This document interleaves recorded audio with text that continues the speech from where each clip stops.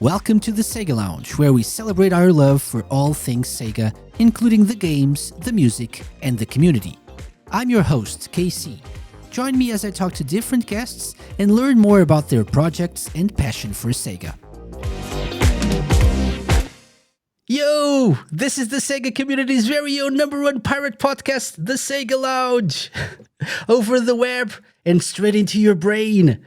We're transmitting all the Sega goodness, the music, the games, the community, everything in between. And I'm your captain and host, KC. But I'm not dropping this sick episode, number 260, by the way, all by myself. I've got my homies with me. Yes, welcome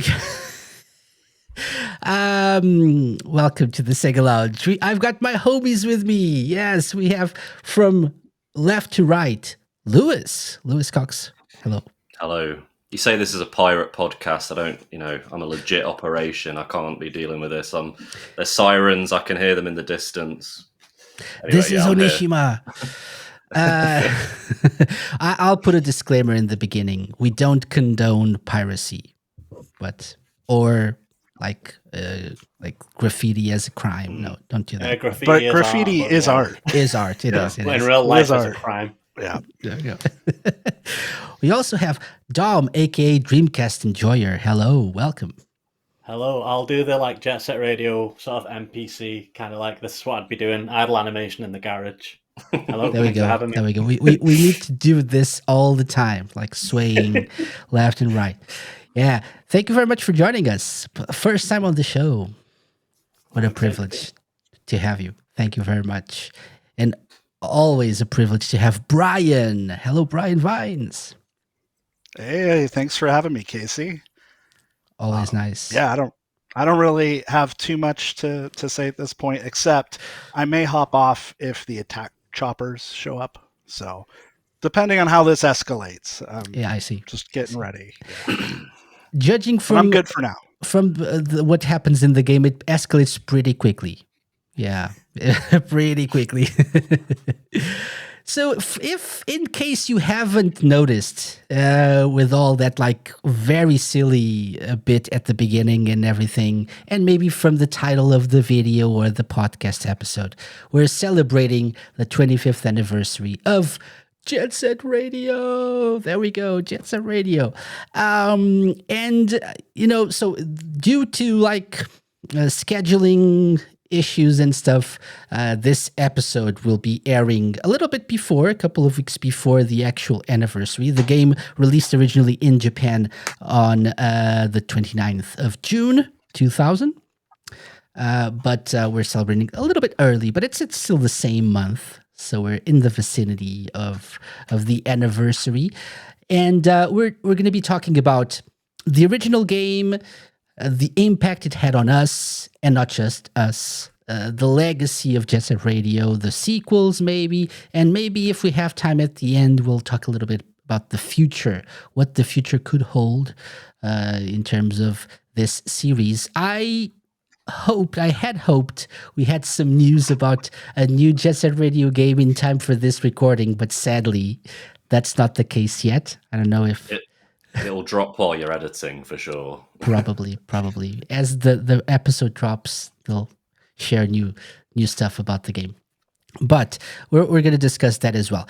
However, we want to start from the very beginning. We want to start we're talking about Jet Set Radio, the original game. And my illustrious guests all are very big Dreamcast fans and very big Jet Set Radio fans. Shocking. Who isn't? So a brief summary of what Jet Set Radio is for people who are not familiar. So Jet Set Radio, or Jet Grind Radio, which I think we'll discuss in a little bit as well, known in the USA as Jet Grind Radio, was a video game that was developed by Smilebit, aka Sega Software R&D Department 6. Were later renamed Smilebit, and published by Sega for the Dreamcast. It's has a very distinct art style, like cel-shaded style. It probably was one of the, or if not the biggest game that popularized this art style in terms of video games, I think.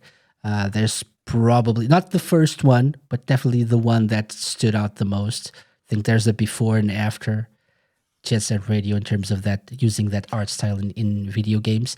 And the plot revolves around a crew of skaters and graphers, or writers, if you will, and it explores like the whole graffiti scene in not really Tokyo, but Tokyoto. People just call it Tokyo, but it's actually Tokyoto. And also, it also revolves around a pirate radio station manned by DJ Professor K. Yeah. And then you just play as one of those rudies as you tag through the streets and skate through the streets, claim new territory, and uncover maybe a very despicable plan by an evil corporation. So it tackles corporate greed, street art, rebelling against authority as well, police brutality.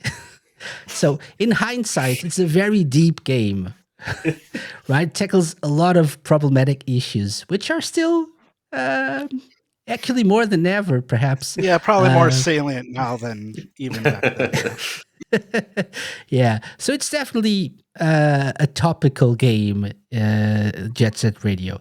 But that's what the game is. It's like an arcade action or arcade style action game, if you will. I think that's the best way to describe it. It's very easy to pick up and play, very easy to learn the basics, and it's more of an arcade style, maybe than the sequel itself. I've always thought of it as kind of almost a platformer, if you think about it like that. It's kind of a weird way to think about it, but yeah, you are, jumping on things, and yeah, that's what you do in platform games. You jump on things, but yeah, That's right. anyway. If you think about the graffiti as like a collectible, I suppose it is like a collectathon. You're jumping That's around true, a sandbox, and I guess it That's is. true. That's true. Yeah. You collect those little graffiti soul icons, symbols, which are also unlock new graffiti. So that's also part of the collecting bit. And although it's very easy to pick up and play, it's very easy to learn the basic mechanics.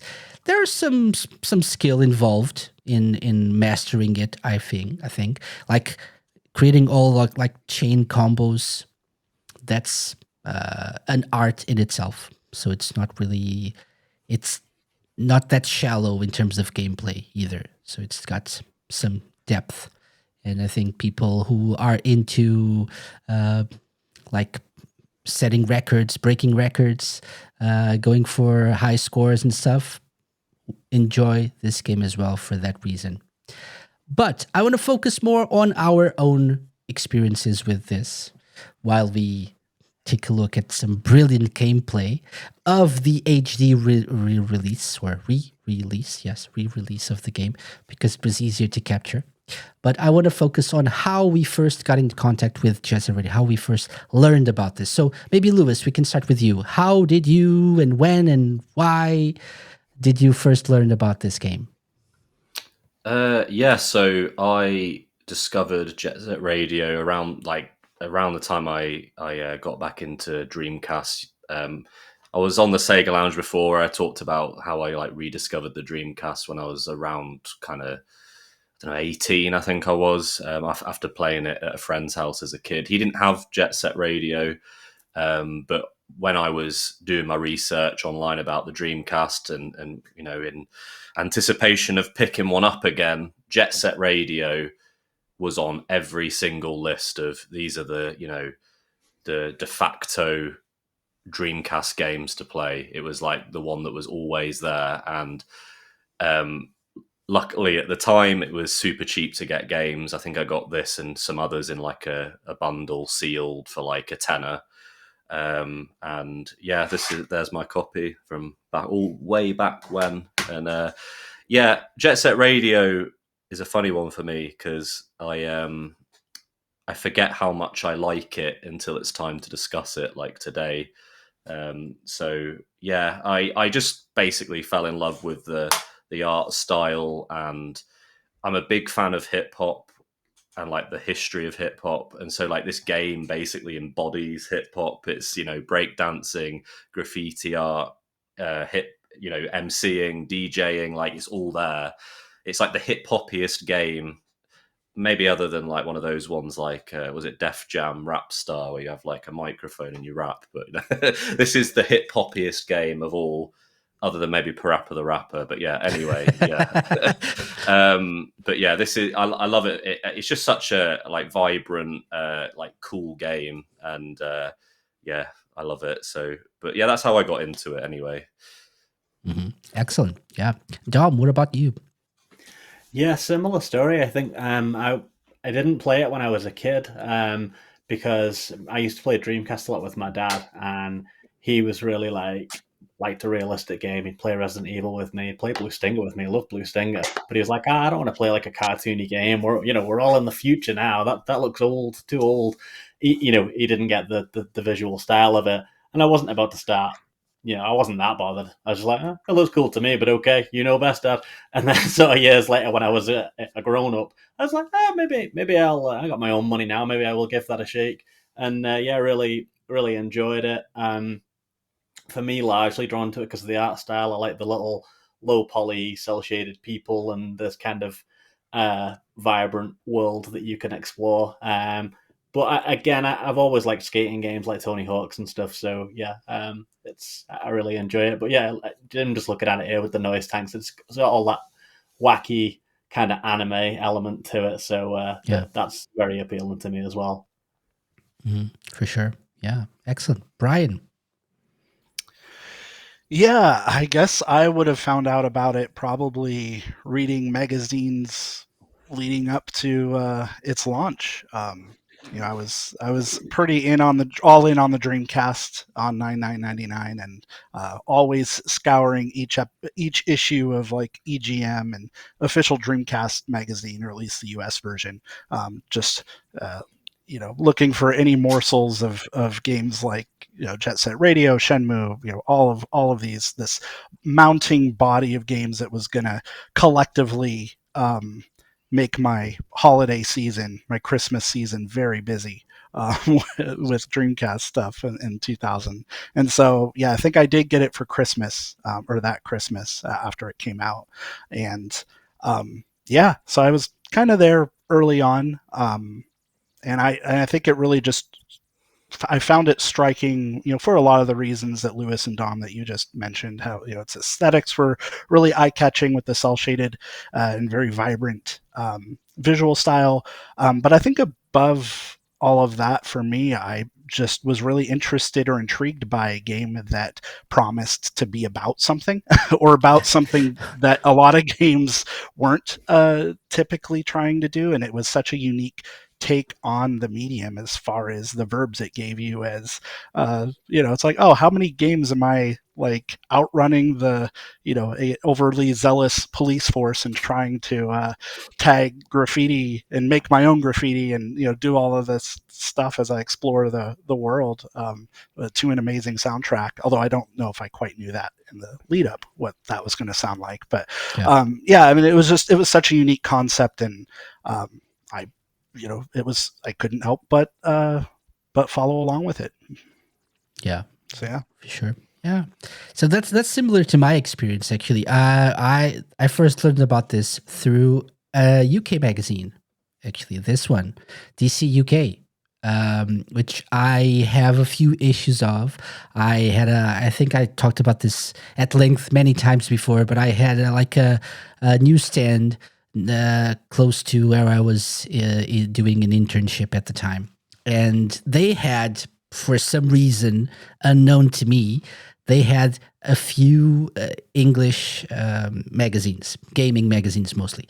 And DC UK was one of them. And when I realized there was a Dreamcast magazine in English available for me to buy, every time I went by and I just looked, okay, there's a new issue, let's pick it up. And this was one of the ones that I ended up picking up, and I had no idea what I was looking at just by the cover. I had no idea what this was about, but it intrigued me. Then I read a review, and I don't think I got it immediately because I couldn't find it. But I think I already talked about this on the show before as well. I found the game in an unlikely place, like a bookstore I used to go to. I had to buy a book for school, I think, and they also had a Dreamcast like kiosk there set up with a few games, one of them being Jet Set Radio. And I was like, okay, this is it.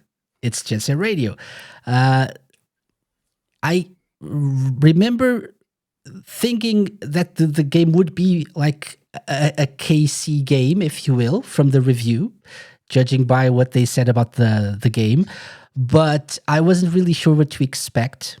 But at that point, anything Dreamcast was fair game for me. And it was highly recommended.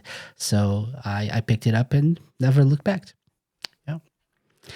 And it's one of my favorite games ever. For sure.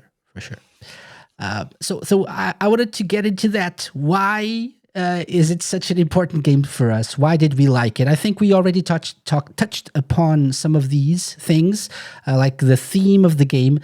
The fact that there was a theme in itself was something. It's a game about something, like you said, Brian. But what exactly did you guys enjoy about Jet Set Radio? Why is it still important to you? So I don't know, Dom. So for me, I think I've got like the most basic answer because I just the aesthetic. Brian's given me this deep kind of monologue about the analysis of police brutality and stuff. Like that's pretty cool. But I just like the little low poly guys dancing around. No, I like. It is the art style that draws me to it. The cell shading, the low poly people, the kind of keyframe facial expressions, how it all has a very, like you said yourself, it's not the first cell shaded game, but I think it was the first one that had just this really cohesive, I don't know, it couldn't have looked any other way, could it? I guess Sega disagree with me looking at the new one, but I personally feel that Jet Set Radio should not look any other way than this. This fits perfectly with those kind of over the top bombastic themes that we've got. These like big, larger than life characters, the super colorful, the very cartoony. It's that vibe, that cartoony vibe that kind of keeps me in there. But obviously the gameplay is very good as well. And for what little you do learn about the characters, that I like them and I like the story. So it just feels very unique. And Professor K coming on doing like the kind of Warriors bit where he's narrating what all the different gangs are doing. I don't know, it just felt like there's not really another game like it. It feels very unique in that way and very Sega-y, very Dreamcast-y. Yeah, that's true. For sure. It definitely feels like you're in that like city or town or whatever it is, right? Because you have the DJ telling the story and telling what happens, and like there's even a letter from a listener at some point. I don't know if you guys know what I'm talking about. Oh yeah, asking for advice. How to get rid of cockroaches. Exactly. Burn your house down. Yes, and he does it. There's a follow-up to that, so that's amazing. But definitely that contributes to like feeling like you're in this world. Yeah. Brian, what about you? What's so special about this? Yeah, that's I think there's a lot of things, and I'm trying to like think about what the common thread is, and I guess to some extent it seems like a cultural time capsule, and I kind of love that as far as how everything about the aesthetic and soundtrack and visual style and just the attitude of the development team, which maybe we can get into where SmileBit was at and what situations kind of led to, because it was a little bit of unorthodox development compared to a lot of other Dreamcast games at Sega. But I think it all combined into just a sort of a vibe that really is unlike anything else. And I love everything about that, with maybe the tiny exception of actually playing it sometimes.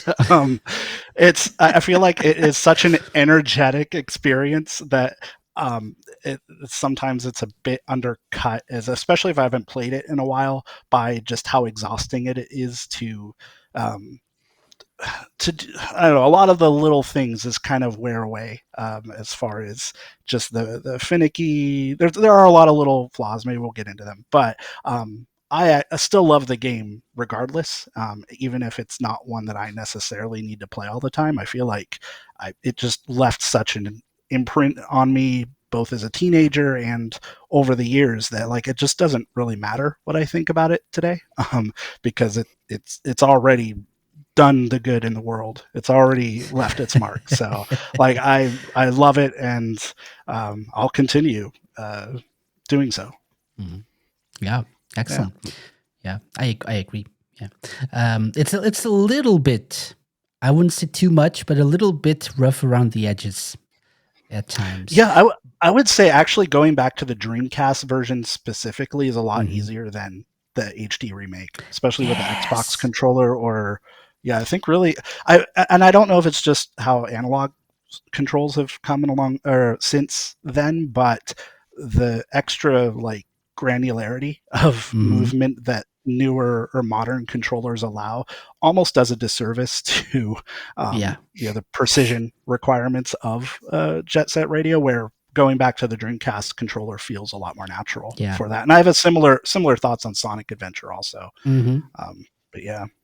I was recording this earlier today, and I thought, and I had played the Dreamcast version. I played the Dreamcast version a couple of weeks ago, I think, a little bit, and I thought I'm sucking more with this HD version than I did with the Dreamcast. I still suck, but not as much, I feel. So I'm glad it's not just me. So like, it's the translation of the controls sometimes is not amazing. It's not the best. You should watch the video version of this just to watch Gum get brammed by like police men Those in cops are motorbikes. pretty aggressive, though, man. They're gonna fall off this like edge here for some reason. And they're like, yeah, she's okay, and there you go, yay! Oh yeah, that's what you get for messing with Gum. Nobody messes with that game. But yeah, Lewis, I got sidetracked by myself. By my own footage. I was having a think while all you were talking. I think when I first found this game, I think it was like I say, I was like 18. I was in college, and I remember actually it was like studying for exams, and like this was my treat after a day of studying. I'd play Jet Set Radio, and I remember the way I compare it is like obviously Dreamcast wasn't. What would it have been like 2010 and 2011? Like Dreamcast was dead in the water, and everyone was playing like Call of Duty on PS3, and it was like it felt a little bit like Jet Set Radio. The way I could compare it is like finding a band that no one else knows. It's like it's so cool. Like that's the best way to describe Jet Set Radio. It's like the coolest thing ever. Like when you're playing it, like the music is cool and amazing. The style of it, and like you're enlisting in this like cool gang of cool people, and you're fighting against the man, and I just everything about it, like I think probably we'll get into it from my perspective, like kind of what Brian was saying. Like I think its aesthetic is its strongest, the strongest part about it. I think that, like you were saying, that the gameplay is a little bit like rough around the edges. I think you're literally on roller skates trying to like navigate like platforms, and I think you just saw it in that clip there. Like there's a lot of like big jumps, and it's like, and because you're on a timer, if you try and like go back to where you were, it can take time. But no, like I just it's just a game that makes you feel like really cool and really good, and it's just bright and colorful, and and I think that extends as well into the culture of this game that's kind of lived on even outside of the game, is the the community online, the communities online that have formed around like the aesthetic and the music. And there was like an online radio station that would play music that was Jet Set Radio and like Jet Set Radio. I remember like putting together playlists on iTunes of like songs that were like Jet Set Radio, you know. So it really inspires kind of creativity in the fans, I think. And I think that's like even maybe more, that legacy of Jet Set Radio maybe lives on even past its gameplay, I think. Yeah, for sure. Yeah, I agree. I'm looking at this and I'm thinking of a very simple answer to why I like it, other than everything that you guys already said, because I agree with everything that was just said. But Blue Skies as well. This is one of the last few truly Sega games that represents that like blue skies, Sega blue skies feeling. It's cell shaded, it's got a different aesthetics, but it's also bright and vivid, and like the skies are really blue and you feel like you're playing a Sega game. And it's also representative of that, not just the Sega creativity, but also the arcade power of Sega as well. This is, I wouldn't be surprised if someone told me, oh, this was an arcade game that was ported to the Dreamcast. I would have said, yes, okay, sure, it makes sense. It has a timer. You can play in like short sessions. It doesn't really take a long time to complete each stage, right? Sure, it's sometimes a little bit difficult to control and to get the timing of the jumps right and everything, but it feels make like it more arcadey though, because you keep having to put money in. exactly, right? But it definitely is something that makes me think about this game with fondness. But I think the music is, I think all of us mentioned the soundtrack. The soundtrack definitely is what still makes this game popular. So even if people don't know about the gameplay, even if people don't really know exactly what Jet Set Radio is, they definitely have heard one or two songs or have heard of Hideki Naganuma and the whole process of like picking composers to contribute to the soundtrack and stuff. They did a very, very good job back in the day. And I think that's also something that makes it still relevant. And there's been a sort of a revival of like things from the 2000s and stuff. And that's why I think it's a very smart decision by Sega to bring back Jet Set Radio. And there's still a big community, like active community of fans around the world that are clamoring for more Jet Set Radio. But for me, definitely all of the above. The blue skies and the soundtrack definitely make this a very special game for me.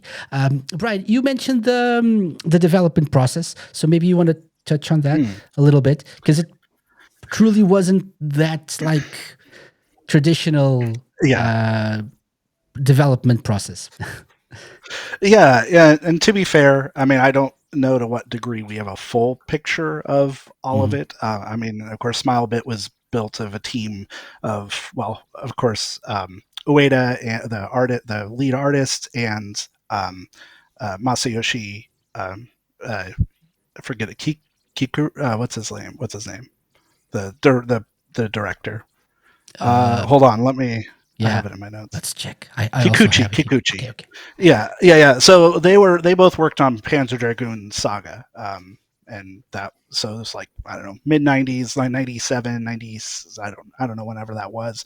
And they were, while that production was going on, they kind of kicked around this idea for some sort of youthful game that was, very much embodying a rebellious spirit. And they kind of started with what kind of vibe they wanted first, what that artistic style is going to look like. I'm sure they had a good idea of what the audio and that soundtrack and that soundscape was going to be. And so they spent years just kind of workshopping around what those concepts might be. What they didn't know was what the gameplay would be like. And in fact, that kind of came quite later, when it came time, as you were mentioning, Sega had restructured its development studios leading up to the Dreamcast era, and they had kind of effectively gotten wrapped into to Smilebit, and in that process, they didn't really have a programmer or any programmers on staff for the first, I think, a year or so. I think that was what they said in one of the interviews or something that I read, that Kikuchi had talked about the process. But anyway, yeah, so they were really just focusing on everything but the gameplay for a very long time. And in that time, it was almost like a catch-22 because they were all really young. I don't think they had any experience managing development projects yet. And Sega was getting a little bit frustrated that, they were kind of sitting on this cool concept or these, themes and in this art style, but they weren't really giving them a compelling gameplay hook to convince them to throw more resources at the project to actually get it going. And so there was a lot of back and forth where they had mulled over what kind of game this might be. Was it a platformer, a 2D platformer? I think it was supposed to be, there were a number of genres they were kind of toying around with. All they knew is they just wanted this world to exist and these characters and all of this to be brought to life. And so eventually they did settle on the game as we know it. And at that point, I think they had maybe like 10 months with a full staff to actually develop it. So there's probably a good reason maybe why the gameplay might be a little bit undercooked relative to how strong everything else is. And then, of course, going to get Jet Set Radio Future, you can kind of see what that might look like when they have ample time for a more cohesive, full project. But yeah. Yeah, for sure. I also read, I think the Wikipedia page said that Ueda wanted something cool. That I want to make a cool game, right? And they definitely achieved that, right? Definitely. I think they were really interested in a snapshot in time. I mean, because they were the youngest development team at Sega at that point. I think, I don't know, it keeps getting thrown around. I don't know what the original source was, that the average average employee on that staff or on that team was like 25 years old or something. I've heard that. Yeah, and Kikuchi and Ueda themselves weren't much older than that. So and unexperienced in a way, right? So the team itself, right? Because the team didn't have a lot of experience as well. Kikuchi didn't have directing experience either, so yeah. But I think it turned out well in the end. All things considered, especially. But even without knowing all of that, the final product really did leave a mark. So that's great. And the choice of skating, the hip hop scene, like headphones and the radio station, all of that really adds to the cool factor of the game.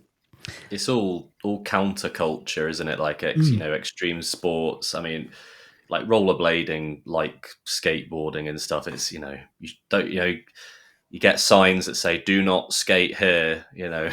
So you already know it's like naughty to do that. But the graffiti, of course, and hip hop has roots in that as well. So yeah, it's a very like rebellious game. On pirate radio, that's also illegal, as we discussed. Everything is illegal. Yeah. So if for some reason the video or the audio cuts off at some point, it's because the police shut us down. Maybe not. Yeah. That said, I never thought of myself as a cool kid. Playing this game made me feel cool. So that's what I'm going to say. Made me feel cool, not made me cool. Let's emphasize that. Yeah, let's stress that. I wasn't cool. I felt cool. That's very important distinction. By the way, I read something about people complaining about the difference in titles. People complain about everything on the internet these days. They complained that Sega couldn't get their act together because they had the Dreamcast logo in 2 different colors in different regions. 2, not 3, 2. Although that's not the popular conception of that. And they also complained that Jet Set Radio was known as Jet Grind Radio in the US. There we go. Wait. Let's show that. Let's show that in bigger detail. There we go. Jet Grind Radio. Oh, that's a bootleg copy. That's also illegal. Oh my God. And Lewis, I know that the Dreamcast Junkyard talked about this in an article that you guys posted. Do you want to talk about that a little bit? I think the naming you were thing, the one. Yeah, I think you were the one that suggested this. Yeah, we haven't written about it, but I thought it was cool to bring up because I found it not too long ago. I think even on the Dreamcast Junkyard, we might have said previously, Tom reckons he read it somewhere, that the reason why it was called Jet Grind Radio in the States was because of a band called Jet Set Satellite, and it was like to avoid any issues with that. But then kind of trying to look around, I couldn't find any sources for that. And then I found someone on, I think it was Sonic 16. Sonic Retro. Yeah, I found Sonic Retro. Yeah, this is the link.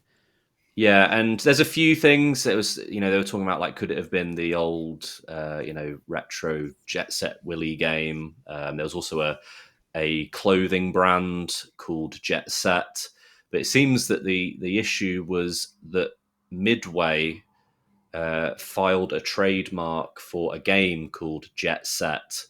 And I think it was pretty much like as Jet Set Radio was about to be announced. And so, yeah, to avoid any issues there, they, in the States, they called it Jet Grind Radio, which they then later disputed, and that's why Jet Set Radio Future was called that in the US as well. But yeah, I know that's amazing research that the poster is put up there. Like, it has all the documents, relevant documents, and everything. Yeah.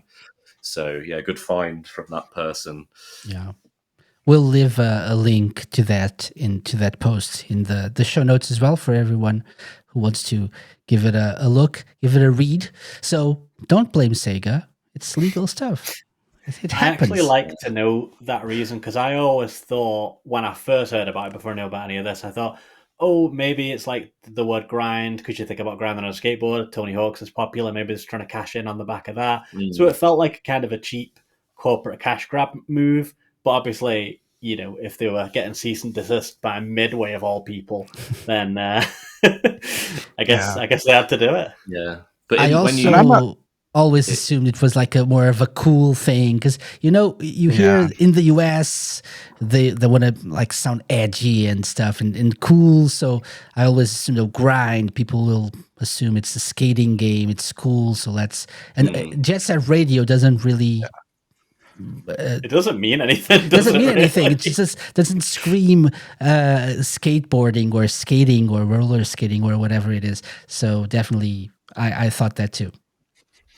Yeah, I think chances are whenever there's a name change like this, whether it's Jet Grind Radio or Lilat Wars or whatever, you can just assume that it's it's a trademark overlap. Yeah. Although I could imagine that maybe Midway wasn't necessarily on the offense of this. I think Sega just had a really strong working relationship with Midway that they wanted to retain, and they're just like, it's not worth that, probably. Yeah, in the post, I think it says that like Midway never actually challenged them. I think they were just kind of trying to avoid any issues. But when you boot up the American version, DJ Professor K still says Jet Set Radio. He doesn't say Jet Grind Radio. So I imagine maybe there was a bit of confusion. I don't know, Brian, you might be able to. Were you confused? No, you were. No. Well, I mean, only because I had followed the game as Jet Set Radio for its whole lead up, and then it really wasn't called Jet Grind Radio until maybe like the summer before or something. Oh, that's a good point. So, like on magazines and everything, it was always Jet Set Radio, right? I think so. Yeah. Well, I mean, a lot of that coverage was based on the Japanese version first, anyway, and then I don't even think Sega really knew what its Western marketing was going to look like and branding would look like. Do that again, please. Further along that process. Lewis, Okay. if I now bring up Della Jet Set Radio, are you going to whip one of those out as well? No. I got him there. I got him I can't afford that one. Awesome. You actually, Lewis, you suggested a couple of other things to talk about here. One of them, this one is from the Dreamcast Junkyard, an article by Tom Charnock, Jet Grind Radio versus the city of Milwaukee. What? Would you like to tell us a little bit about this?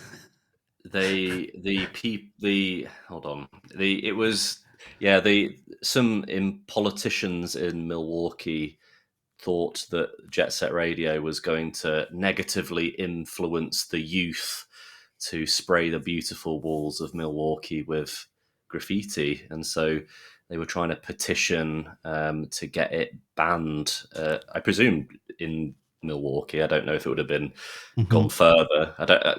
US politics is like large, and I don't understand it. So, but yeah, like Tom details everything, and there's quite a funny response from like the Sega rep at the time. It was just like, yeah, this game's not real. It's fantasy. Like, this is silly, basically. Like, they just completely shot it down, and it didn't go anywhere. So yeah, and that was what we thought. Like, you think that something like Jet Set Radio with its graffiti, you know, obviously, as we discussed the disclaimer at the start about graffiti is art, but it is also a crime, don't do it.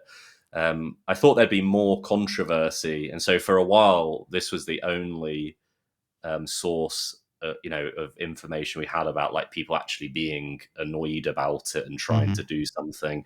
And then someone found a document where in the UK, the bus company Arriva had tried to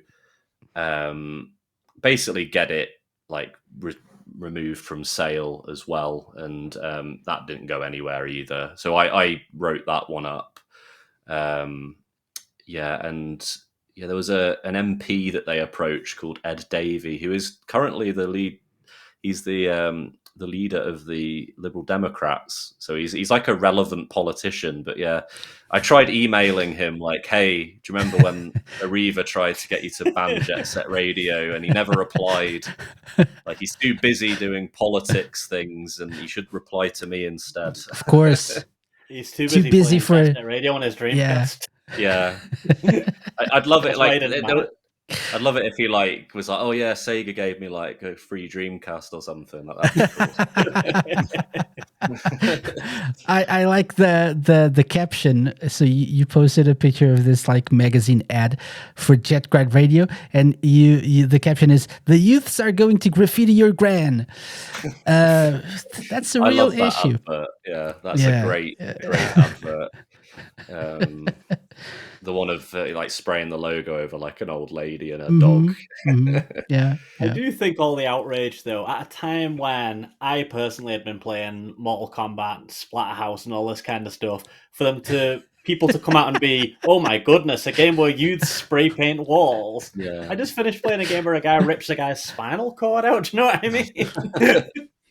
Yeah, there was another game, wasn't there? Was it called like Getting Up? That was banned in Australia because of graffiti. Like, Mark Echo. Mark Echo. Yeah, that was banned. I remember that at school. Like, I've played it. Like all the kids thinking they were dead cool. There's Ed Davies falling off. Here is Ed Davey falling off a pedal board. If only he'd taken up rollerblading. The caption reads. Yeah, good job, Ed Liz. Davey was going on a lot of side quests there for a little bit, wasn't he, when he was doing the campaign and doing a lot of mad stuff. Yeah. Hey, Lewis, do we have any articles that detail the San Francisco, the contests that Sega held, which literally was getting a bunch of artists to compete in basically tagging a walls? I think it was like in a park or something, but they, it was like official but semi-official, and it did ruffle a few feathers, I remember, with the city council there. But it was basically, it came out, it was a PR campaign around the time that Jet Set Radio or Jet Grind Radio released stateside. But I can't remember if we had covered it in depth or if we just need to talk to Chase or Heather Hawkins or somebody who organized it. Yeah, I there we can't go. remember if Dreamcast it's on Talk the talks about the this. Junkyard, but the Shenmue Dojo recently did a podcast episode with let me remember the Chase. guy's name. Yeah. Chase, yeah, and he talked about that. So that's when you said that, I was like, that was fresh in my brain because I'd listened to true. that podcast. So cool. definitely go check that one out if you haven't listened to it, people. Yeah, it's got a lot of Dreamcast stuff in there, so definitely worth a listen. Dreamcast Talk also, there's a poster here that talks about that on the Dreamcast Talk forums, and they link to an IGN article about that. Sega is inviting anyone who is hyped up over Jet Grind Radio's impending release to compete in their Graffiti is Art contest. The contest being held on October 21st calls for Sega fans to draw up their own piece of graffiti on a piece of paper and send it in to the company where it will be judged. Oh, okay, so this was not exactly the same thing. Yeah, they eventually did fly out. Like, I wonder if they flew out finalists to, or they were all locals or something. That's it. But they did have an in-person event. Yeah, these 5 graffiti artists were able to make their impact in San Francisco on October 21st. As finalists in our Graffiti is Art contest, they had 3 hours to recreate their best work on canvas at Justin Herman Plaza in an art battle for $5,000. Nice. The contest was held to celebrate Jet Grind Radio. Blah, blah, blah, blah. That's Although it is very funny that, I mean, to be fair to the city of Milwaukee, like, I don't think Sega can claim like that they just didn't know or that they weren't connecting it to real life when they were, just over on the West Coast. They were holding events like this. Yeah. I like that the Tom's Actively article mentions the city council teamed up with an organization called Keep American Beautiful. And the council warned that Jet Grind Radio would lionize taggers as creative artists. So, which is a fair point. And Sega said, it's a fantasy. It celebrates graffiti as art. Didn't they read the disclaimer sign? Was anybody worried when Sega put out that Shinobi game, the really dark, edgy one for the PS2, where you're like chopping everyone in half? No one was bothered about that, but they don't want you to graffiti. It's a fantasy. There's no such thing as a sword. So yeah. The vote went in favor of the ban, apparently, for the council, with all 17 members of the committee voting aye. Wow. Yeah. But apparently Sega said, nope, we're not canceling the game. We want to make money. Yeah. So Jet Set Radio wasn't without its share of controversy, right? When you think of such games as Mortal Kombat or Night Trap, you should also think of Jet Set Radio. Sega had plenty of experience at congressional hearings over those games, so it's like, just add it to the list, really. Surely city councils like small time compared to that, I presume. Yeah, yeah, they just don't bother even answering on anything. Yeah, we don't plan on stopping to commercialize this game. So yeah, nope, it's a fantasy. Shut up. That's the best they're gonna get. Yeah. So we mentioned versions of the game, and Dom, you specifically mentioned Della Jet Set Radio.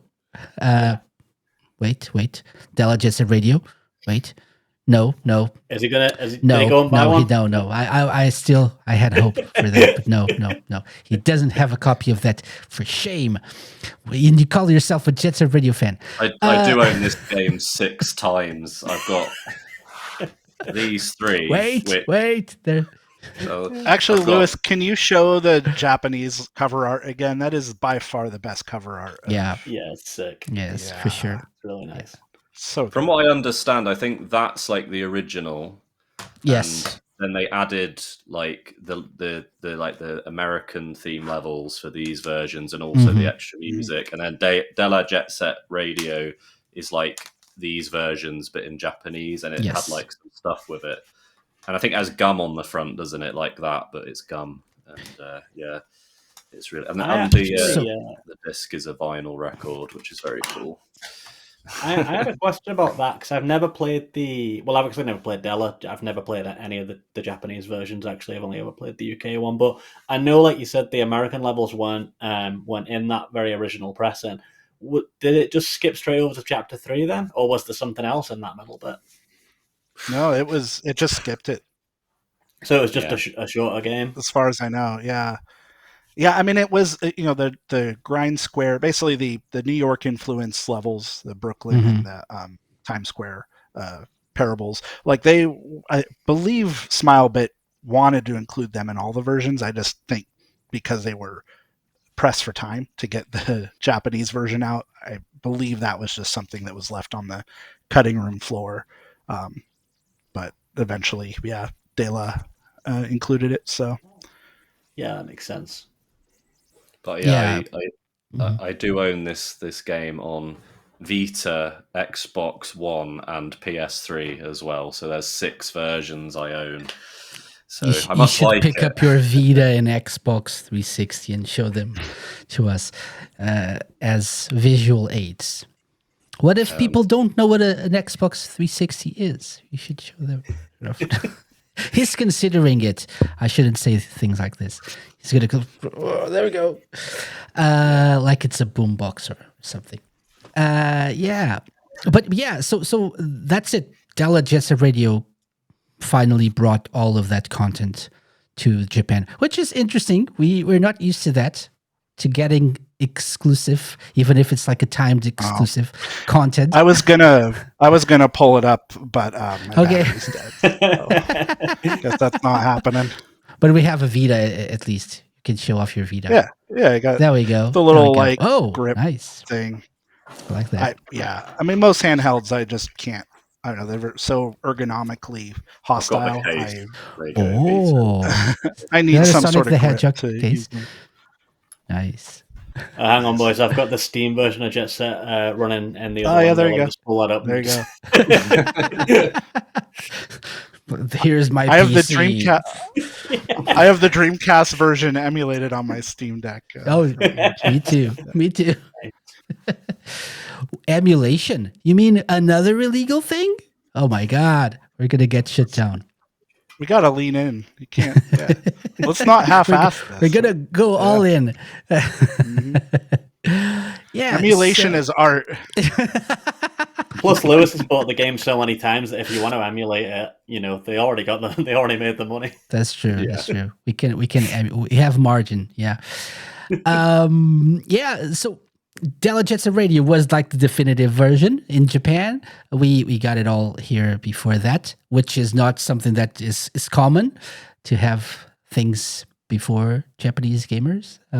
But by the way, thoughts on the exclusive content that we got, like the timed exclusive one, the Grind City stuff. Are you guys fans of that? The worst 2 levels in the whole game. Yeah. I agree. I'm in the minority. I like it. No, I just really hate the one that's like based on Times Square, where it's like quite high, and the amount of times I'm falling off. But yeah, I do like the other level though, Bantam Street. That's the one. That's Bantam, it. Yeah, yes. That was pretty good. Yeah, I mean, Times Square sucks enough in real life as it is. I don't know why I would want to play it in a video game. I can't remember if the licensed music, some of the licensed music was exclusive, but I think the Rob Zombie and stuff. But the Jurassic 5 improvised track is amazing. It is. That whole album. I mean, Jurassic 5 had some awesome albums. Mm-hmm. That song just is the most non-original Jet Set Radio song, if you know what I mean. It just fits it so well, and I think they used it for the HD remake trailer, if I recall. It just it's perfect. So nice. Nice. Speaking of Jurassic 5, I believe it was one of the ODCM demo discs that came with the magazines. I assume that the UK one had it at some point, maybe not, but one of the ones I had for the US version had a music video amid the various demos on the disc, and the music video was for quality control, which was kind of Nice. cool. Okay. And I think there was a no smoking ad also on it. Amazing. Yeah, but the music definitely a highlight. The gameplay, the levels themselves, not so much. Yeah, not so much. But at least we had great music from that. I wonder though, it actually feels like it's part of the the story wouldn't feel complete without it. Now that we got everything, like I wonder how. I mean, they could just skip over that, right? That whole plot of having like two different skaters coming and talking about their friend who is missing. I was going to say, don't forget about Coin. Yeah. Yeah. I would miss it just because Cube and Combo are two of my favorite characters. Yeah. I love the design of those characters. Yeah. Both like dramatically different styles as well, because like Cube's like quite light, and whereas Combo, is it Combo, like the big dude? He's got the boombox. Yeah, he's got like like he can't like jump as high, but he has a bit more like beefiness to him, so I think he can like survive longer, and they're like great characters. Yeah, that is interesting. And go on. He is tall enough that he can reach some of the what are these? What are these called? The graffiti souls. The souls, he can reach some of them. Does his hitbox just hit by higher? Jumping under it? It's not just just because he's a bit taller. Just a short hop, and you reach them. Yeah, I remember there being like a particular wall ride that was like really annoying on the Banton Street, like that I couldn't get to, and I think maybe he was the answer to that conundrum. But probably, definitely. And he was a tank. He definitely held up to the abuse of those later levels. Awesome. By the way, are you guys familiar with Typing Jet? I know we're supposed to talk about like the series at some point, but there's a cell phone game. There's a called Typing Jet. Was this Japan only, or is that? As they usually are. I actually have some screenshots here that I can show. There is an article on the Junkyard about that. Just saying. Oh, I didn't find that one. Okay, I'll try to find it then. So, Typing Jet is, and I don't know if you guys can see this now. Let's try to show it off here.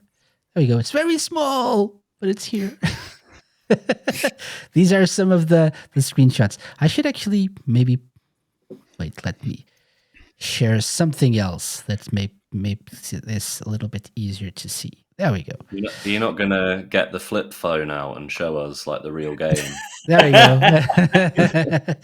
There is a dude I follow, Lewis, do you have a flip phone to show us? Not for a long time. There's a dude I follow that preserves these Japanese flip phone games. He preserved a Mega Man Legends 5 Islands one. So I am wondering if they might know anything about this. Emulation could be possible one day if we ever want to play it. So a very brief, I'm going to try to find the Dreamcast Junkyard's article about this, but a brief description that I found about this. It's a game for mobile phones in which players avoid obstacles and run from the police by typing in characters. Other games released alongside Typing Jet included a mobile version of Typing of the Dead, Ulala's Channel J, and Columns Jr. So there you go. There's a Space Channel 5 mobile game as well. Wow. Yeah. So here's the House of the Dead, the Typing of the Dead one, Typing Jet. And this one, I'm assuming it's Columns? No, maybe like not. Is it? I don't know. I have no clue. What does that say? Patapor or something? Can't read it. Overworks. Doesn't really say anything. Typing on one of those old phones would be hard. Yeah. So, oh no, it's Onishima. Oh no, my big finger. One button to get like one letter, 3 times for C and stuff like that. Yeah. Yeah. That was a chore. But I mean, And I think this was the beginning of like phone gaming in Japan, which is big everywhere these days, but in Japan, like, was always something that was very, very popular. Handheld gaming in general, I guess. But you have a phone in your pocket, why not play a game on it, even if it's a very, very tiny screen? You'll just wear glasses when you're older like us. It's okay. Anyone? Have you guys played this one? No.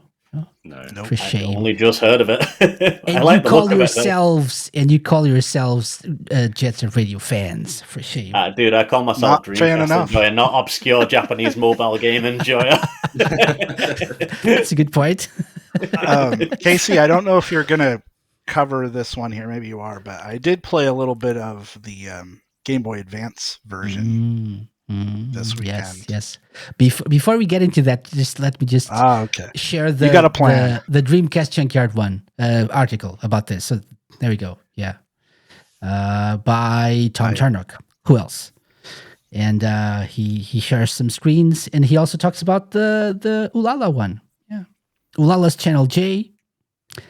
The typing of the dead one as well. Typing Jet. There we go. Sega Parade. Service.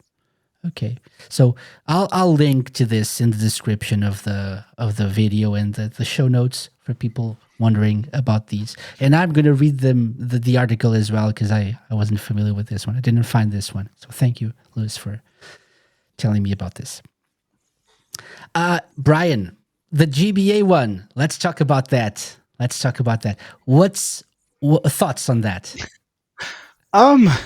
It's impressive that they, did what they could to bring over or convert as much of the material from the Dreamcast game as possible, including the comic book intro scenes.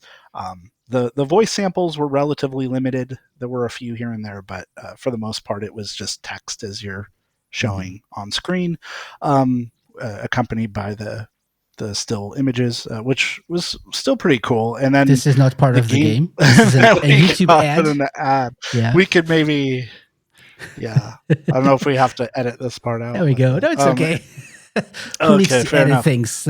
It's illegal either way, so it's okay. That's true. That's free advertising. It's free advertising. I've not. Sorry, Lewis. Go ahead. I was just going to say this is developed by Vicarious Visions, who did all the Tony Hawk games. So there's kind of a, lineage there, I suppose. Because obviously everyone really loved those Tony Hawk games on GBA. Yeah, and it does come through in the play. I mean, it is structured, sort of isometrically like those Tony Hawk games. It has tank controls, so. I don't know if your mileage will vary depending on whether you prefer that or not. I ultimately probably wouldn't play too much more than I already have. I'm not really compelled to continue too much, but I was very impressed at how they kind of transferred or preserved a lot of the scope of the stages, from what I could tell, into the GBA version. So and the music was also sacrificed a bit. I think it's on like kind of lo-fi loops of just like, I don't know, a minute or lo-fi is a way to put it. Yes. Yeah. So it doesn't quite retain a lot of that charm. And of course you can see that the character models, they're very difficult to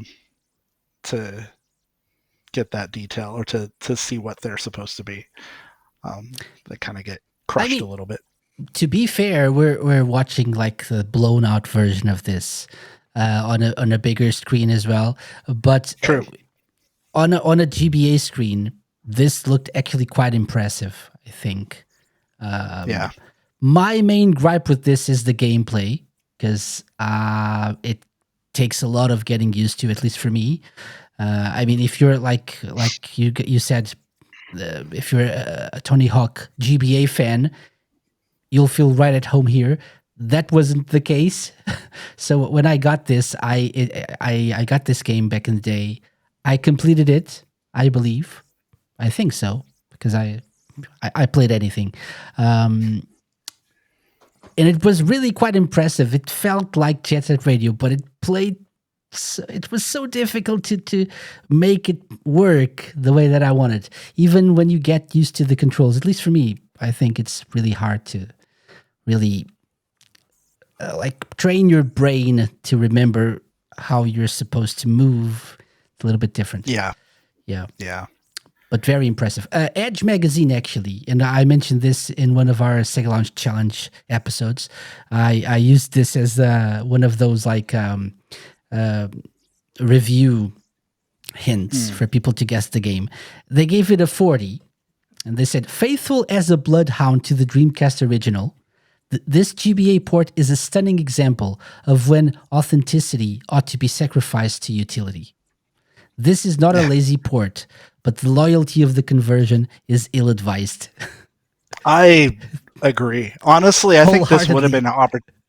I feel like this would have been an opportunity to see what that formula feels like in maybe a multi-tiered 2D kind of level structure, because I think it actually could be really fun. Just if the design chops were carried over, but Vicarious Visions, I think, probably wasn't hired to make a 2D game. So, given their success with the Tony Hawk ones, sure, yeah. And you even have the Grind City levels as well. Yeah, I believe, with the assassins and stuff. This is probably. Is this the? I don't know. Is this the Times Square level? Cube, isn't it? Street. Release the shock troops. Yeah, this is. Is it? It is very the guys impressive. with the whips. Yeah, that could be Bantam Street. Like I am impressed that it exists. You know, I've never played it myself. For some reason, looking on Google, it's someone selling a copy for $300. Wow! Oh, sure. Yeah.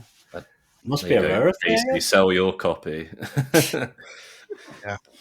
Oh, this is like Grind Square. That is Grind Square. Yeah, I think it's Grind Square. Yeah. I didn't get that far.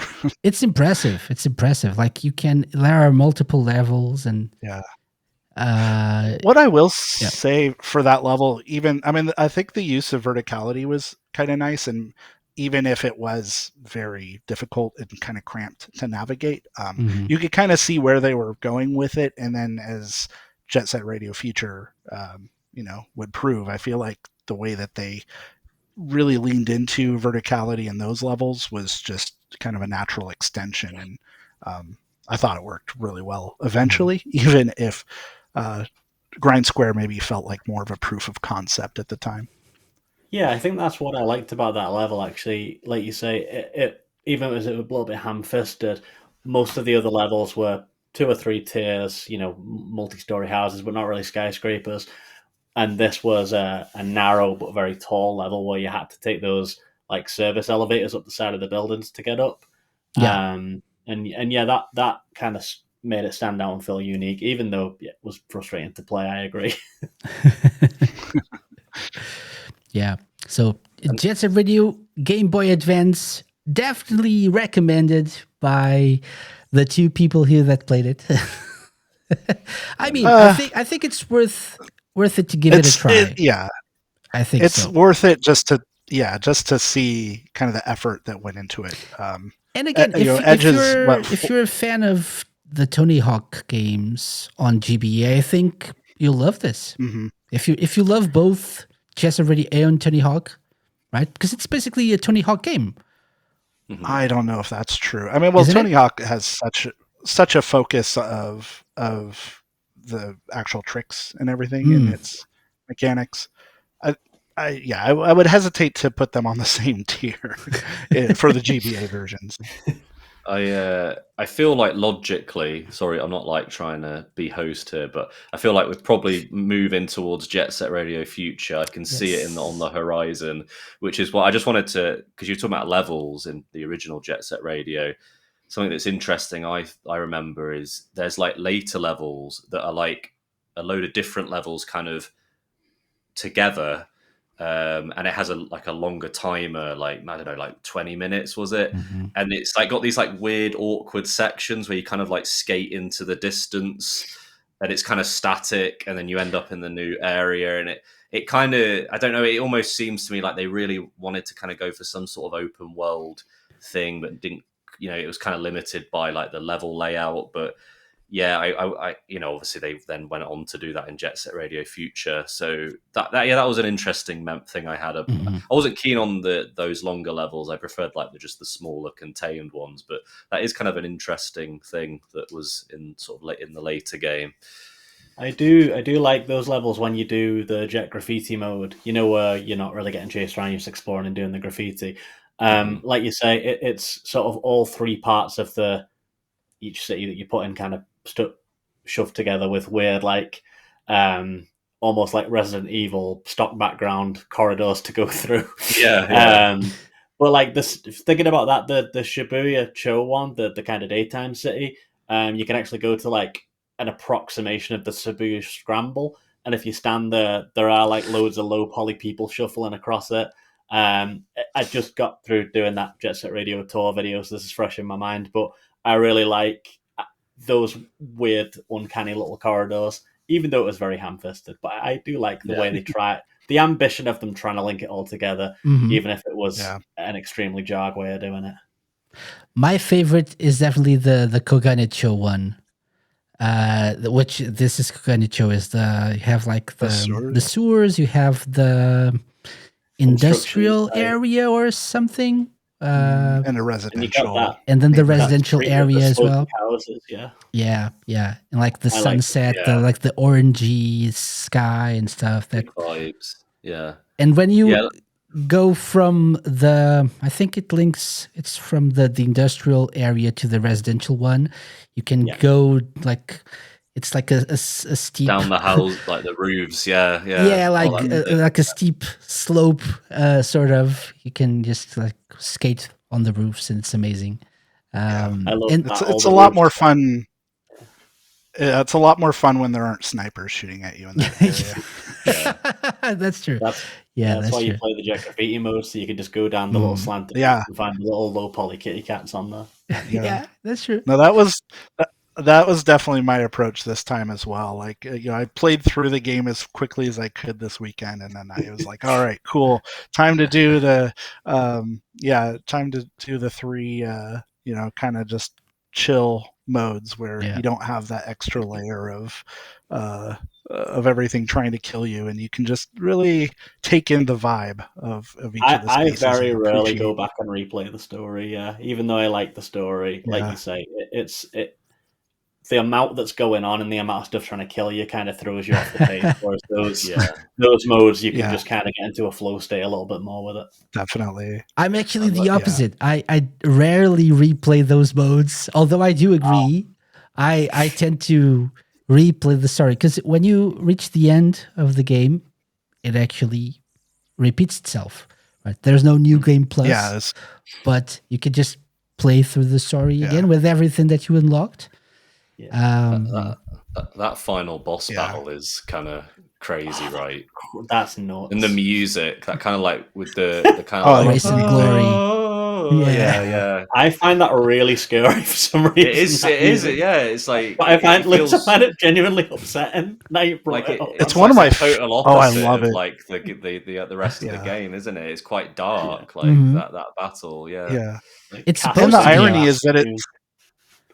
irony is that it's actually a pretty easy boss battle relative to some of the other segments right before. Yeah. Is it like but I love that song. Turntable, from what I remember. Yeah. It's been a while since I got that far into it. It's like a giant turntable. The like the ceiling, the top of the building is a giant turntable, and there are like mechanical arms with elephants. No, rhinos. It's rhinos. It's rhinos. The fire-breathing rhinos. Company. Yeah. And you just have to destroy those arms, and then like at the end, just tag spray paint on the head. Goji, Rokaku. Goji Rokaku. Yeah, that's it. Rokaku. But good shot, Lewis. Yeah, definitely something that I wanted to talk about, the interconnectivity between different parts of the levels. It shocked me at first when I first realized that they were building up to something bigger. Like it was all part of the same zone or town or whatever it was, like neighborhood. Like different. I just remembered when I first had one of the levels where you go between them.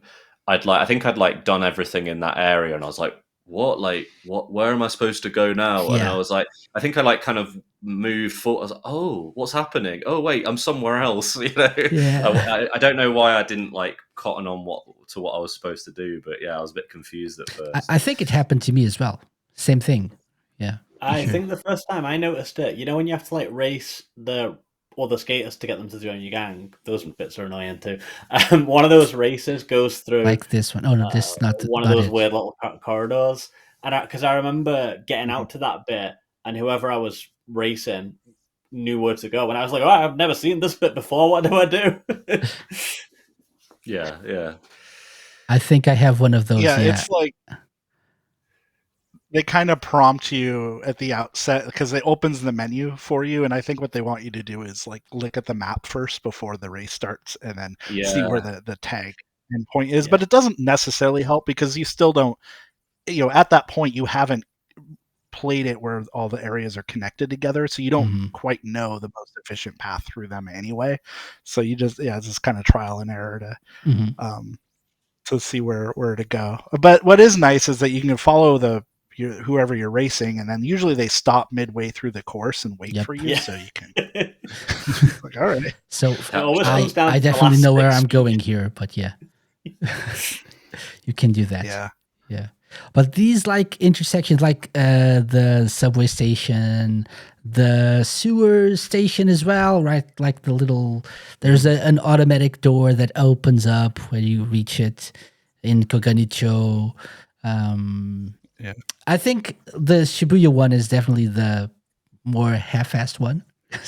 It's the one that you were mentioning, Lewis, right? You disappear in the background and you're moving into a different area. So yeah, definitely. I don't know if this was one of the interviews or something, but I've heard somewhere that Shibuya-cho was actually redesigned pretty later on.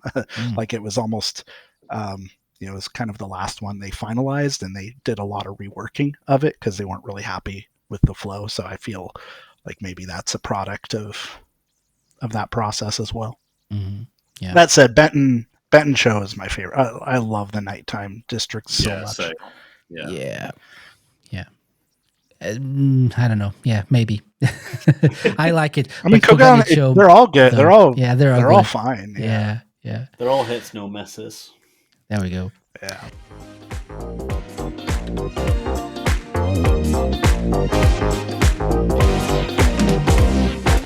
So, like Lewis said, it's time, I think, to move on to Jet Set Radio Future, which was... Oh, wait. Mandatory show and tell part. So, Jet Set Radio Future on the original Xbox. So, Sega sadly decided to discontinue the Dreamcast, and development of a Jet Set Radio sequel moved on to the Xbox. And that's what we got, Jet Set Radio Future. I never owned an original Xbox, so I have played this through emulation, which is art, of course. Which is art, yeah. Which is art. But I feel like you guys all have experienced this, all but Dom, because he's not the Xbox enjoyer. Actually, I really like the original Xbox. I was gonna, up until this morning, I've just moved this room around, but I had I had a TV in here with my original Xbox. I was just about to pull it around and be like, "It's here." Yes. I was playing Jet Set Radio Future, I think just last week. I texted you, Lewis, didn't I, saying, I'm playing. Awesome. So you guys are more qualified than I am to talk about this. Maybe the best one out of the two?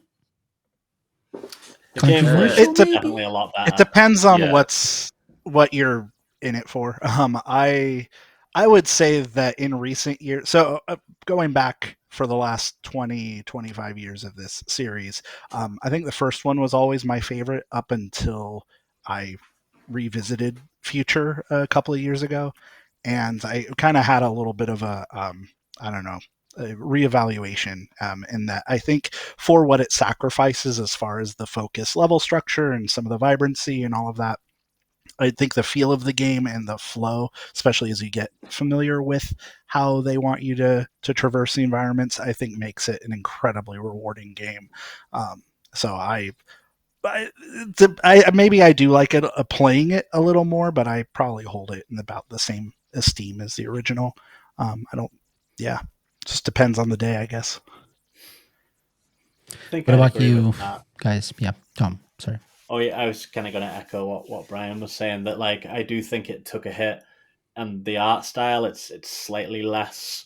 It's still cel shady and low poly, but I don't know, something about it is a little more refined looking, which actually doesn't work in its favor. And the areas aren't quite as vibey, but the gameplay is much better, and there's a little bit more that you can actually do.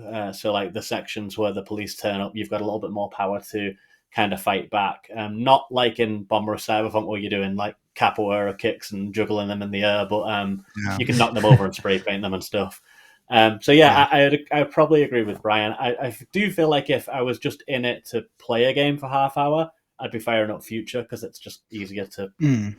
It's more tactile. But if I was just in the mood to just vibe for half an hour, it'd be the original. They both got their charm. Yeah.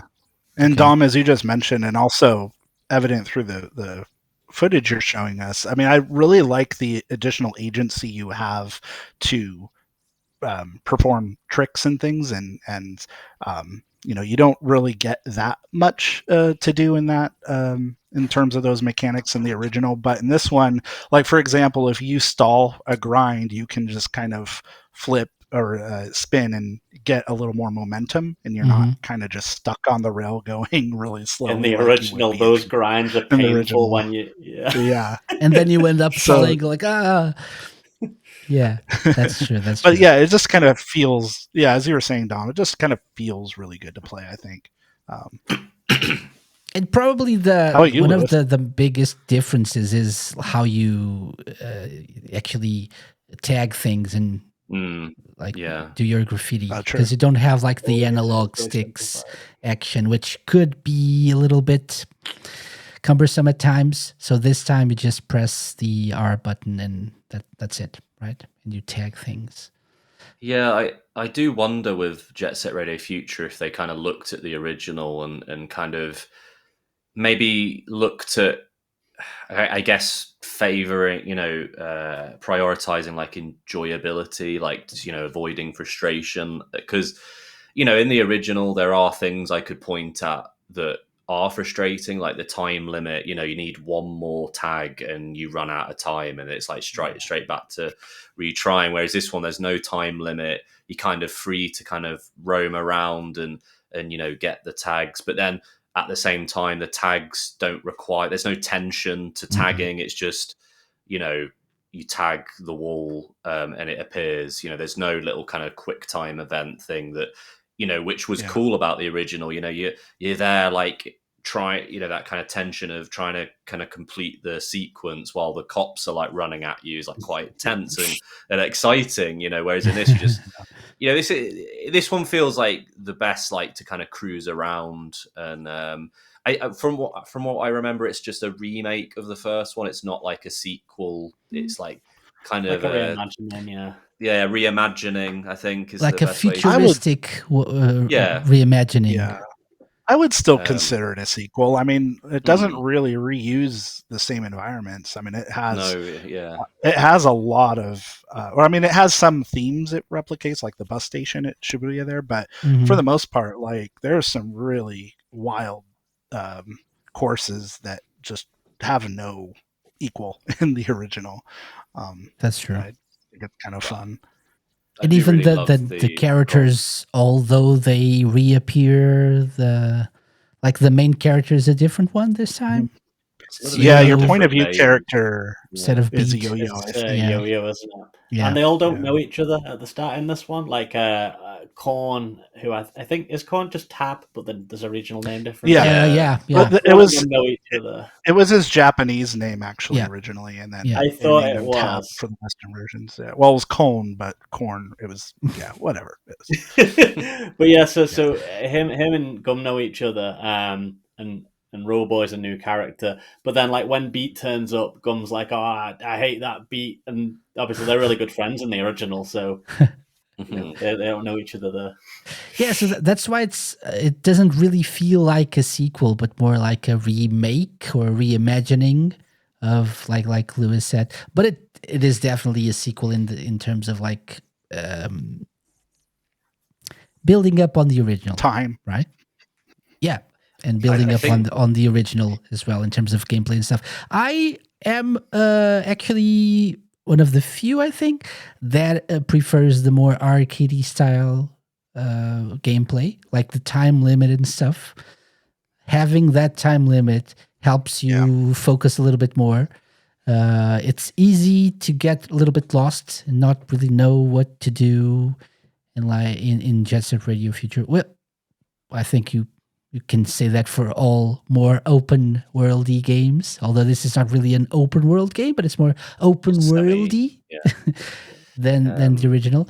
But I prefer that like more focused gameplay, and even if there's more tension to it, I think I prefer that. But I do agree that the way it controls, and even maybe the way you do your graffiti and stuff, that's probably better in future.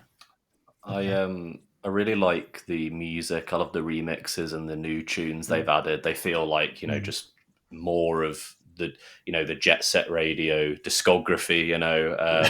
I also love the way in Jet Set Radio Future, like certain areas have like a mix. So like you'll actually hear like tracks kind of start to be like scratched and then to kind of blend into the next one, and it just sounds super cool.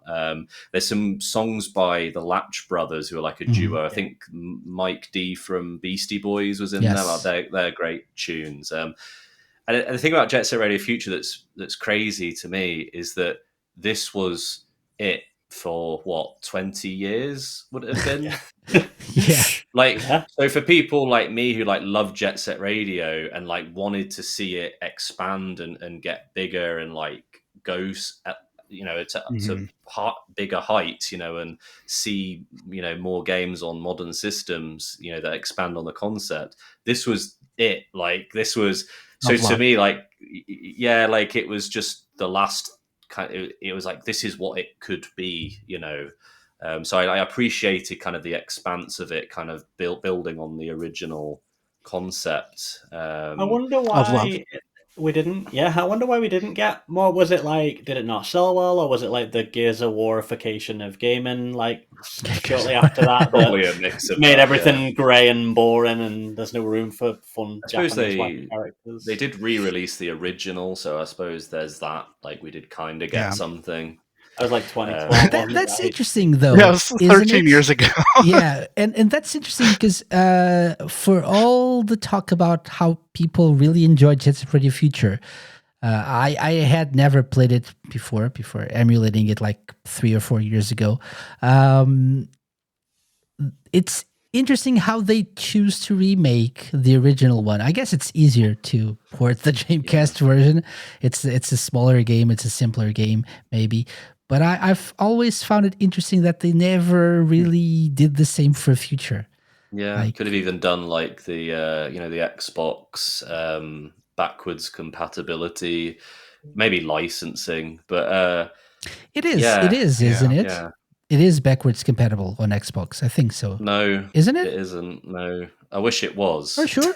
Maybe on Xbox One, I think. Yeah, maybe on. Sorry, on 360. Yeah. But not 360, I think it is, but not Xbox Series or One. Okay. That Xbox Series is terrible. I brought my Xbox copy of Soul Calibur 2 to my friend's house the other day, who's got an Xbox Series, and he was like, I don't know if it'll be backwards compatible. I was like, Soul Calibur 2 definitely will be, and it wasn't. I know that's a tangent, but I was so disappointed, and I'd have felt the same if I'd have brought around Jet Set Radio Future. Yeah. I think Jet Set Radio Future was a launch? Was it a pack-in for the Xbox? Yeah, it was a pack-in with Sega Sega racing game. GT, was A it? Sega GT 2002. Yes, Yeah, that's yeah. right. Yeah. Sure. Well, So it was I a want- launch. It was a retail launch game in the UK, and so it wasn't really packed in until later on. And then, yeah, I don't know. But I think for that reason, though, and obviously the Xbox was a better selling console than the Dreamcast, I do seem to see more about this game, which kind of feeds into what you were saying, Casey, about why wasn't it the one that they re-released? But yeah, I'm not sure. Yeah. I was reading on a Sega Retro about it. It says it was not a commercial success in Japan, likely due to the lukewarm reception of the Xbox console itself, Yeah, of course. they didn't like the Xbox. Yeah, reportedly selling less than 10,000 units within its first 2 months in that territory. So, and I think that's the death of Jet Set Radio. Smile, but more like right frown. Yeah. they closed as well, didn't they? At some point, they stopped. They halted development as a studio. After they made a Gun Valkyrie, that sick weird 3D shooting game for the Xbox. They had some cool stuff on the Xbox. Yeah, for sure. So Jet Set Radio Future, definitely one that I would like to see come back at some point. And it also inspired a very cool documentary that we covered on this show. I can't remember. All right. The name of the person. Excited. Who, and I'll have to look it up because this is really just very Was it one of the embarrassing. Archipel ones? Or? No. K. Martinez. Yeah, K. Martinez did the masterpieces Jet Set Radio Future. He's been on the show before, and we talked about it. Nice. And it's really a very cool documentary. I know that we're focusing more on the original one, but this also links back to what we were talking about, like the influence of Jet Set Radio and they're sort of feeling that they wanted to do something cool and pop culture relevant at the time with the original one.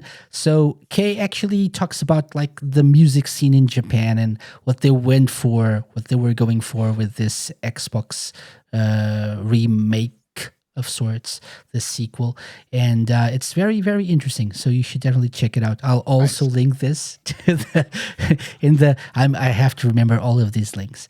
But definitely, it's interesting how a game, or actually a series now, these two games both have such relevant pieces of pop culture history in a way. If you wanted to study what was relevant at the time, you could just play these games, listen to the soundtracks, and you could get a feel of what, especially in Japan.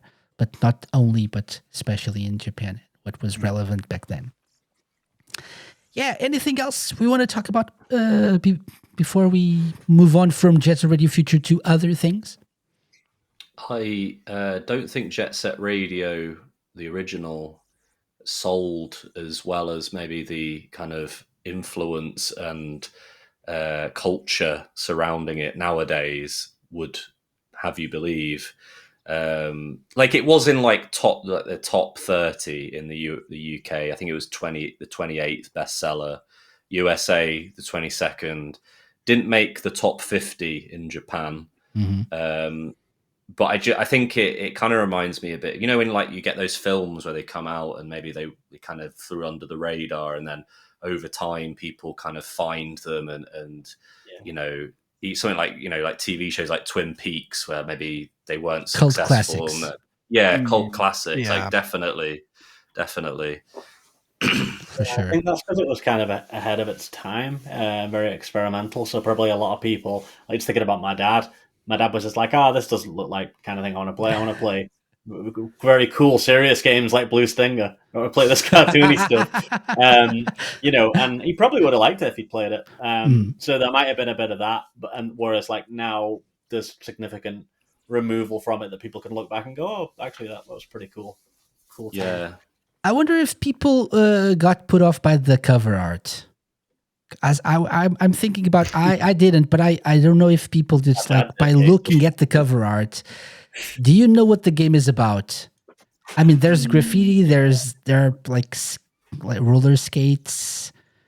They look kind of funny, funky. Do you know what the game is about? Just like I remember back in the day, we chose many of our games just by looking at the covers. Right? I think I would have bought it based on the Japanese cover, but the PAL cover is probably the worst of the three, I think. Lewis, just pull them up for me again so I can just confirm. The North American, no, I think the North American's American's got Gum worse. chilling in the background.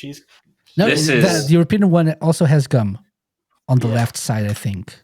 But I mean, the Japanese one is very confusing as well.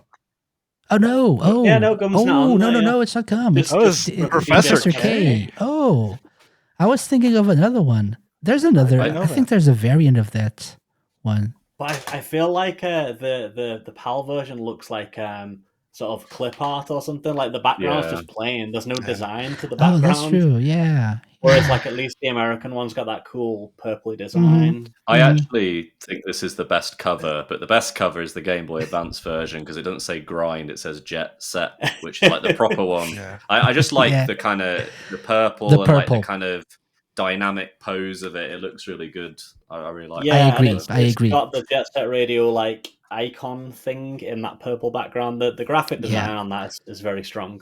The graffiti soul. Yeah, the graffiti soul. Yeah. Okay, so moving on from this, and because we have little time left, I wanted to mention something very, very briefly because we had something in Lewis. You had the legacy of Jet Set Radio in terms of music, influence on like online culture, indie games, and stuff. I wanted to mention music because I recently realized that both Jet Set Radio and Jet Set Radio Future showed up in very high-profile pop music videos. One for Janet Jackson and one for No Doubt. So Jet Set Radio Future in one of the No Doubt songs.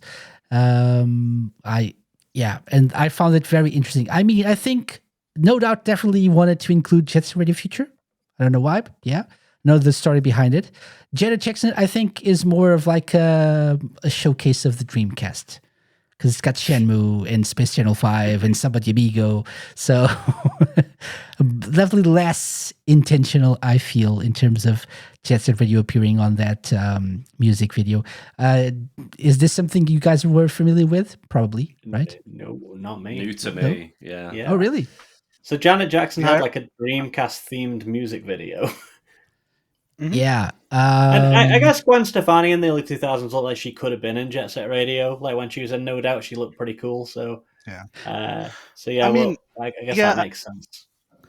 Well, I imagine Michael Jackson was still fairly involved with a lot of the Sega stuff. I mean, he appeared obviously in Space Channel 5. That's a good point. Yeah. I don't. It's not inconceivable that that Janet might also take an interest and or a check to promote some of the Sega properties. Yeah, I didn't think about that link. That makes sense.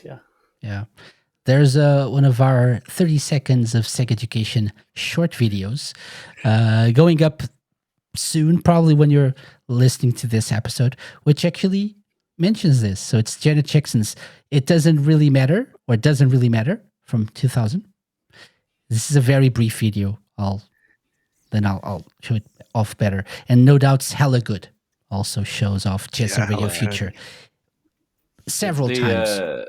The Janet Jackson one definitely gives me that vibe of like, there was so many videos back then of like, 3D visuals because it was like, because a lot of the time people would want to like get, tune in to watch the music videos of songs, and if you had a big flashy music video with like cool cutting edge 3D, it was, maybe people bought the single, I don't know, but that definitely gives me that early 2000s music video vibe. It's set in Japan. I think that's the idea. It's like a futuristic vibe they were going for.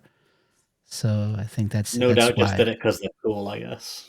Yeah, it did look. I've a bit seen more that like Hella just Good put video them in. before as well, but I, for some reason, just didn't sit there and go, "Oh yeah, Jet Set Radio," until just now. Yeah. So definitely It came with the something. Xbox they had on their tour bus, so they Probably. liked playing it enough. They're like, we got it, just include it.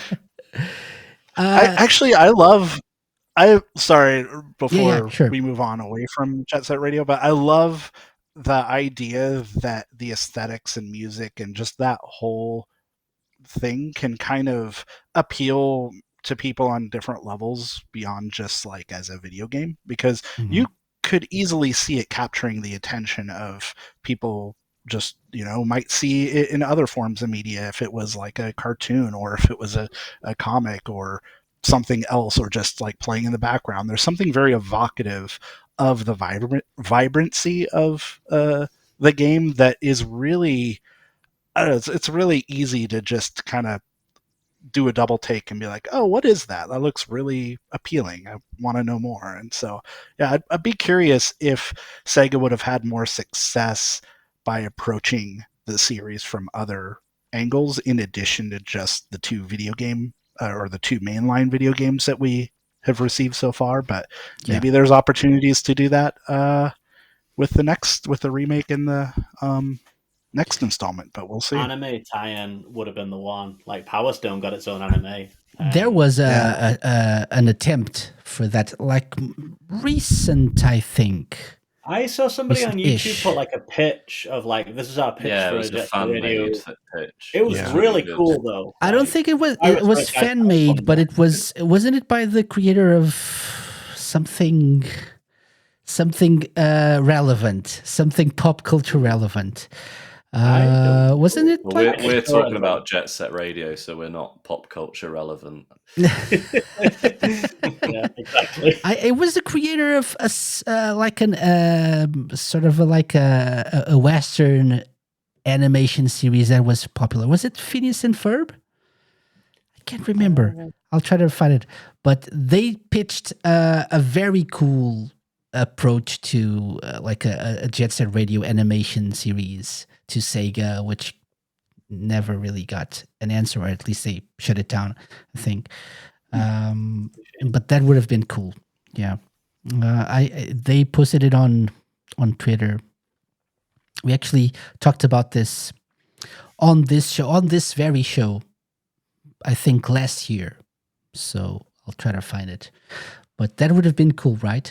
So, like Brian said, to approach the series from other angles and just the games that we got. Jet Set Radio Heroes by on Twitter at Axel_MSS, and it looks like actually their most recent tweet is Sega actually acknowledging it. There's a kind of a big wall of kind of things they did for their 65-year anniversary, and their little animation is mentioned there. So obviously Sega like it, which is cool. So maybe it'll lead to something.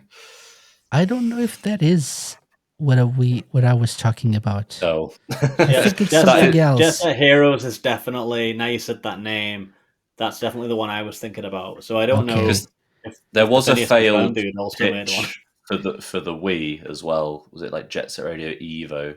There's like yeah, I remember about that. Design documents that looked really good actually, but yeah, it wasn't to be.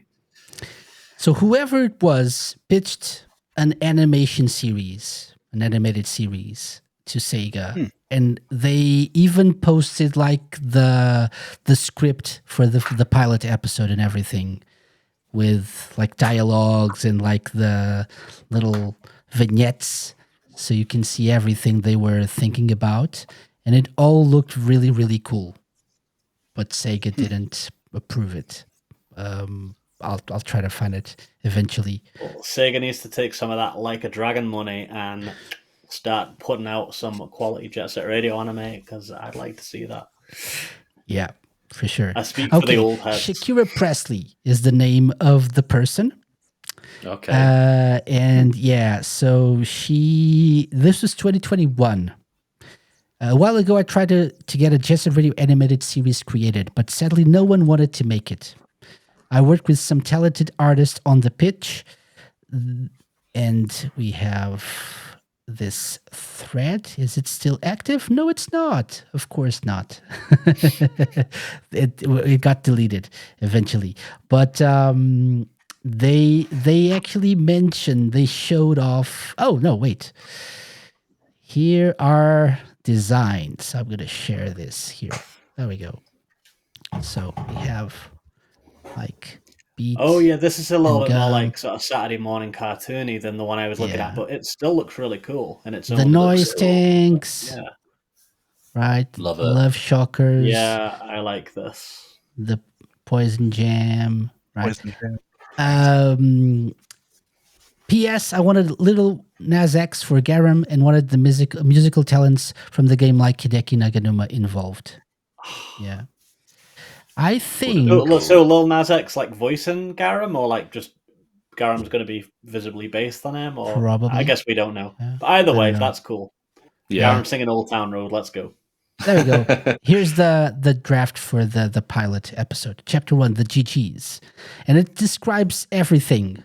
Like there's wow. Professor K, there's Captain Onishima, I think, and like it's very cool. It's very detailed. The script for the pilot episode. I think reading that will make me sad because I know it will never happen. But it does look really, really Yeah. cool, actually. Yeah. So definitely something that I'll try to link as well in the show notes for people wanted to know more about this. But sadly, didn't work out. Hopefully in the future. Sega are all into that like transmedia stuff these days. So maybe we will see it. I think this is the or one of the IPs that Sega should explore doing something with other than games, right? It's like, why not? It's just the best one. They're doing a Golden Axe animated series. Why not do one for Oh. Jet Set Radio? That doesn't. Yeah. Why are they? Oh, yeah. If you were going to do any a animated comedy, series of the stuff they brought back. Comedy Central one for I don't- Golden Axe. So I don't like know. that case. Why have you told me that? I don't. That doesn't sound You're welcome. great. Gilius Thunderhead, like, well, that just happened. Is it going to be that kind of thing? wah wah. sounds cool. Holding Well- the axe. I'm open to being proved wrong. Yeah, for sure. Okay, any other thing you wanted to mention in terms of like the legacy of Jet Set Radio, guys? Anything? We can also talk about spiritual successors in a way. Yeah. right? Games that were inspired by. I think everyone's like, yeah, Bomb Rush, Cyberpunk. There was. Oh wait. There's a lot, actually. Wait, Yeah. do that again. Sneaky. There you go. Yeah. There was Hover as well. Wait, Hover. There was Hover. Hover. No, no, he doesn't have Hover. No. Solar Ash. Yeah, Was there a Yeah. physical version of Hover? I have Not no sure. idea. I have don't no think idea. there was a physical Yeah. version. Sunset Overdrive was kind of Jet Set Mhm. Radio. That's a good Yeah. game. That's true. I w- That's true. Hi-Fi Rush, in a way, Yeah, Yeah, true. Hi-Fi Rush. if you think about And it. is it Umarangi? Oh, Generation? Umurangi. Mm. Umurangi generation, yeah. Got that. Yeah, I mean, aesthetically, I think those all do kind of fit. And then also just vibe-wise, especially Umurangi, where it is about living in a dystopian society and having a game where the verbs that you interact with it are, more unconventional, I would say, where you're taking It's like pictures being and an it's more of an NPC. environmental Yeah. puzzle. Yeah. Yeah, I kind of love that. You're just kind of inhabiting a space, but doing your part too. Like, you're not conquering it. You're not, beating the thing. You're just kind of getting by. And the way the game asks you to do that is, pretty unique. Even though it is a very slow paced game relative to Jet Set Radio, I Yeah. do think it fits really well in that line of influence, for sure. Quite similar to. But certainly Sludge the Life others as are more well. direct. Mhm. You guys played Sludge Life? That's a little bit like Umarangi I haven't, no. Generation. No. Yeah, not it's, played it's a that. very similar art style. I think it's Australian because there's a lot of humor in it that feels very Australian. But it's very like Jet Set Radio type aesthetic, first person, but a lot more slow paced and explorative, like Umurangi. So if you like Umurangi, I'd say Sludge Life. That's a good shout. But skating ones, I definitely would say Rollerdrome and Solar Ash are the big ones that I think of. Yeah. Okay. Rollerdrome's so good. Oh, I love that game. So good. But definitely Bomb Rush Cyberpunk is the one that everyone like. That is Jet Set Radio. Yeah. That's just like Jet Set Radio 3. 100%. Yeah. It's pretty on the nose for sure. Yeah. I feel like Dom, you might agree with this. I'm gonna say the controversial opinion.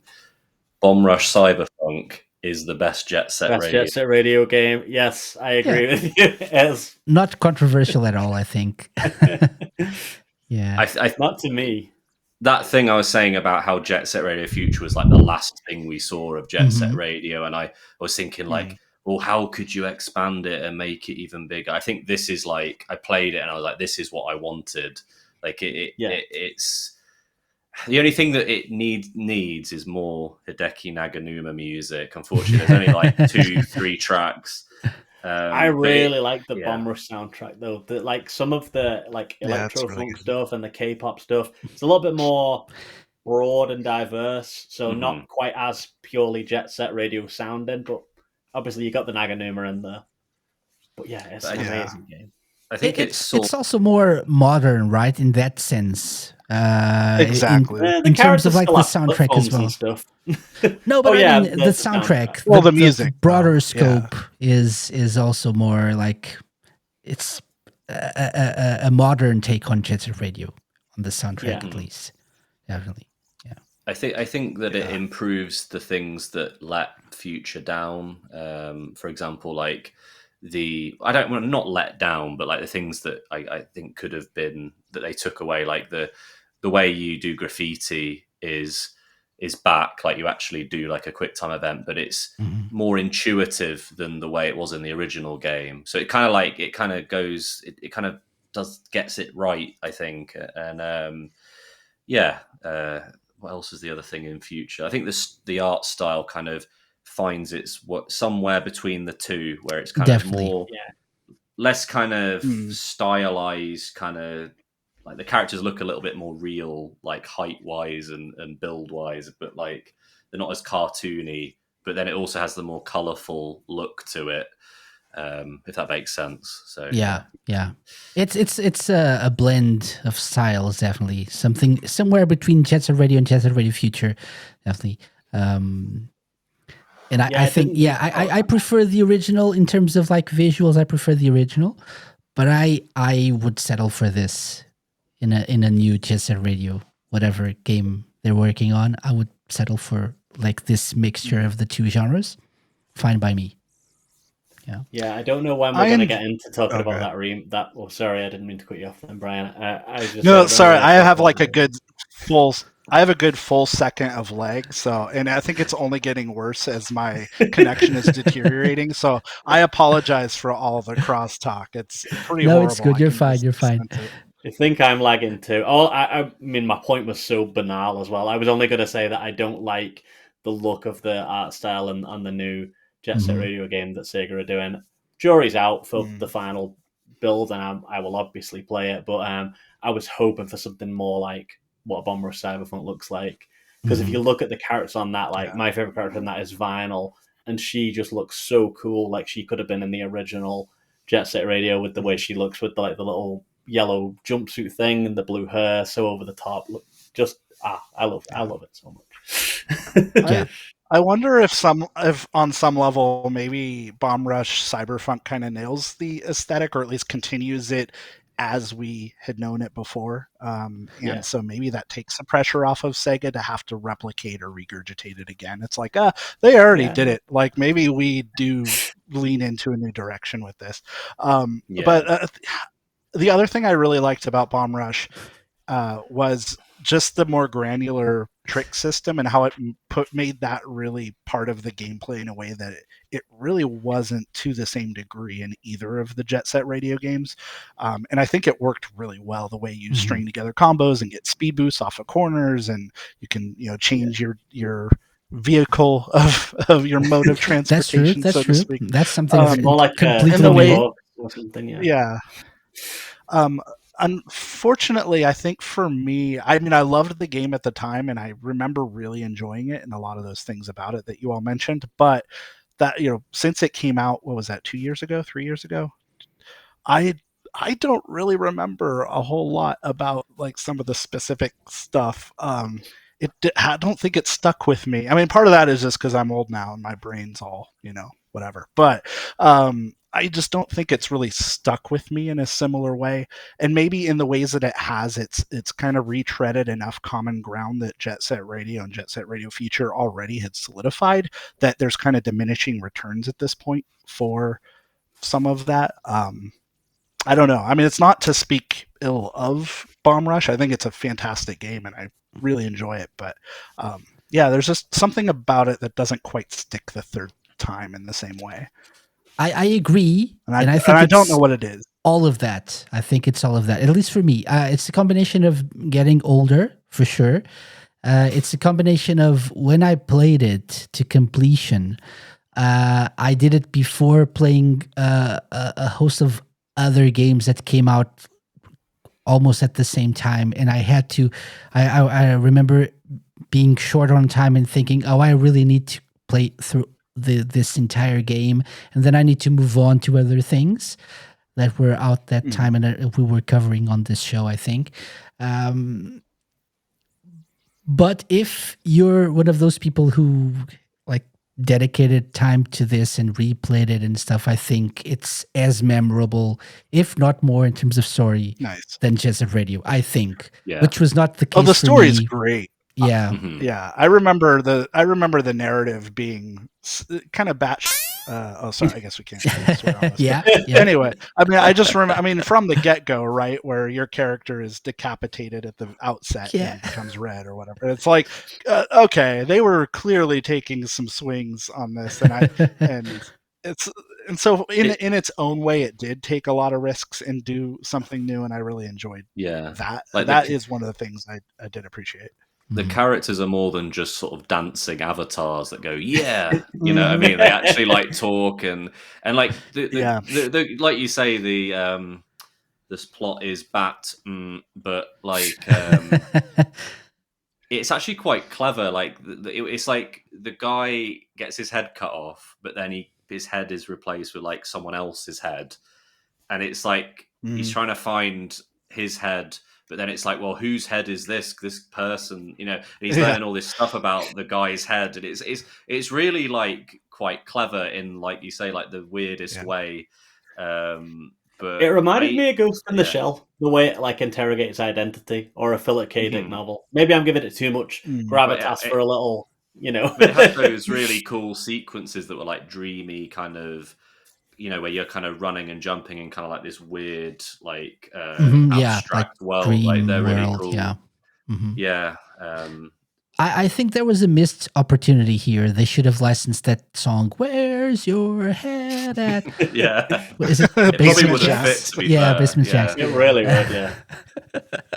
But alas, too much money. Yeah. I agree with Dom on the new Brian was saying that the original Jet Set Radio team were like 25. The new one looks a bit like it was made by someone in like, I don't know, 45. It's like, it looks like someone trying to emulate cool, and it's like greetings. No, even worse. Greetings, youths. That almost looks like I asked ChatGPT to draw me a Jet Set Radio character. That's what that looks like. God, it does. Looks AI, doesn't it? Oh, hey, ChatGPT, draw. This is a very old. This is a very old screenshot. Yeah, this is. I know. Like I think it's from the announced trailer back in 2023 Game Awards. I think so. Yeah, it was 2 years ago now. 2 years ago. I don't. Do we know what it is? Because like I swear I've heard that there's going to be a remake. But also an online game player thing, yeah. But like, not officially, I would say. Not officially. It hasn't been. Officially. It hasn't been. Not officially. Oh yeah, but it's been. There were some leaks that there's like a battle royale like stuff involved, or free to play stuff involved. I don't know. Jet Set Fortnite. It's I'm- cool and with guns. Yeah, I'm happy to take all Graffiti of this. that conjecture. Yeah, I'm happy to take all of that conjecture with a grain of salt because I mean, people will just make whatever they will of whatever materials they scrounge, or anytime some sort of some sort of copyright is filed, or it's just like, I don't know. People read so much into shit that doesn't matter, or that doesn't really bear anything for the final work. What I will say is that I think of the materials Sega has confirmed for the new title, not the remake, because I don't even know if that's official, but the I think they did say it was open world specifically, or at least some sort of I think interpretation of so I'd be curious, and if it is multiplayer and if it is online, I mean, cool. I like, why not? Like, I am happy to see them continue to try to evolve a series that in its foundation was revolutionary. So why not like continue to see where it goes and do something else with it? Because we already have Jet Set Radio. If we want to play it again, we already have it. Plus we have Bomb Rush Cyberfront. People are making these games still. And if we want what we played before, like, that option is still there. I want something new because this game, and maybe a lot of Dreamcast properties, inherently were new at the time. I loved them because of how groundbreaking they were. That's true. And how groundbreaking That's Jet Set Radio was specifically. So, like, I don't want to stew in this, like, I don't know, this pool of nostalgia that just, I don't know, I just feel a little... I feel like there's a lot of wasted potential if it's just the same shit over and over again. I feel like you're the best of us. Tangent end. I feel like you're the best of us, Brian. Yes, because I don't know if we are all on the same boat, but I think we should all feel like that in the end. Yeah, Lewis, I want to. Oh, Dom, sorry. Oh, sorry. I was just kind of gonna yes and Brian a little bit and say that I'm not a big like multiplayer game fan or an online game fan at all, but I did enjoy Hover, which is basically online Jet Set Radio, isn't it? And I guess if they do want to do something like that, it's not necessarily a death knell for it. It could still be a really good game. And like what Brian was saying, although I dedicate a significant portion of my time to chronicling Dreamcast stuff, I do still like new stuff to come out. I do like Sega to live in the modern day, but I want that spirit to still be there. And like with Bomb Rush Cyberpunk, I feel like they did a lot of stuff to expand and make it feel more like a modern game, but a lot of that original DNA still felt like it was there, which is that. I guess that's what I don't want them to lose. Yeah. Yeah. Sure.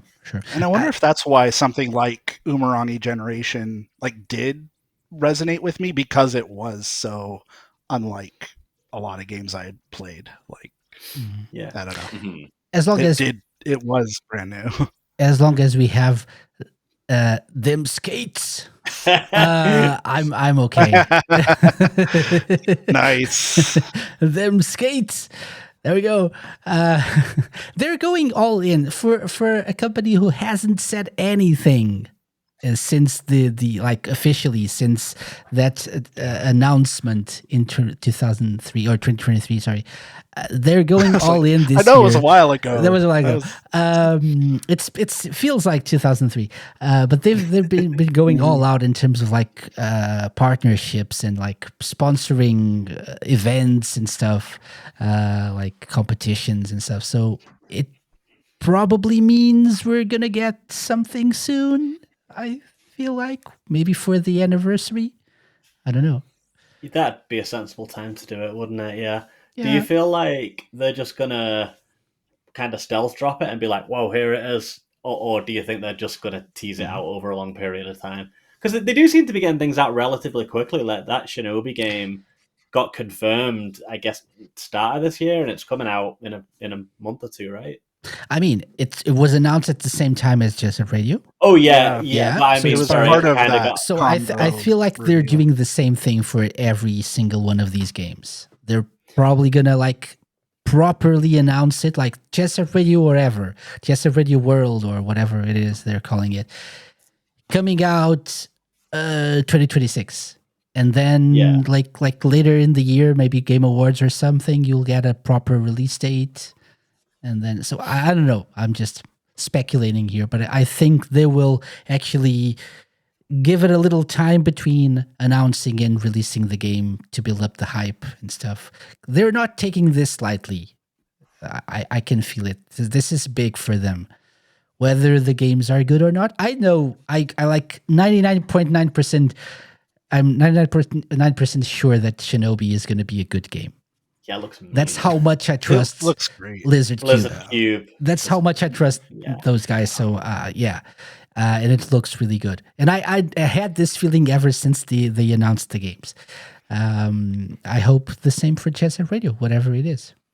Yeah, Lewis, I feel like you want to say something. Like it's gonna suck. No, I've been kind of neither here nor there. It's like it feels a bit kind of pre-baked to, because I enjoy Bomb Rush Cyberpunk so much, to kind of be like, oh, how's it going to follow this? But someone pointed out that, Sega has Sega money, whereas Bomb Rush Cyberpunk is an indie game. So there is, what can they do with that money?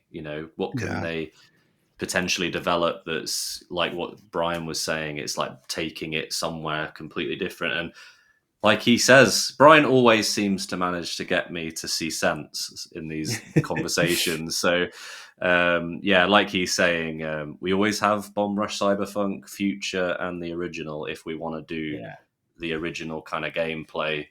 But maybe Sega have something interesting in the oven. We'll see. Mm-hmm. I mean, I guess we don't have Future. Only if we have original Xboxes or Xbox 360s. So a re-release would be nice on Steam. Sega would be nice, right? At least. Yeah, I actually will say I've got an original Xbox, and I'd still like a HD port on Steam because my laptop's not good enough to actually emulate Xbox stuff, so I can't upscale it or mess around with it. I'd like to get into the code and mess around with it a little bit. So I'd like them to do that. It sucks. Like there's so many games like that, like Tony Hawk and others from that era. It's all just because of the soundtracks. If there wasn't all the licensed songs, they just whack it out today and get some, easy money. It's just it's the songs. Unfortunately, that's probably the main reason.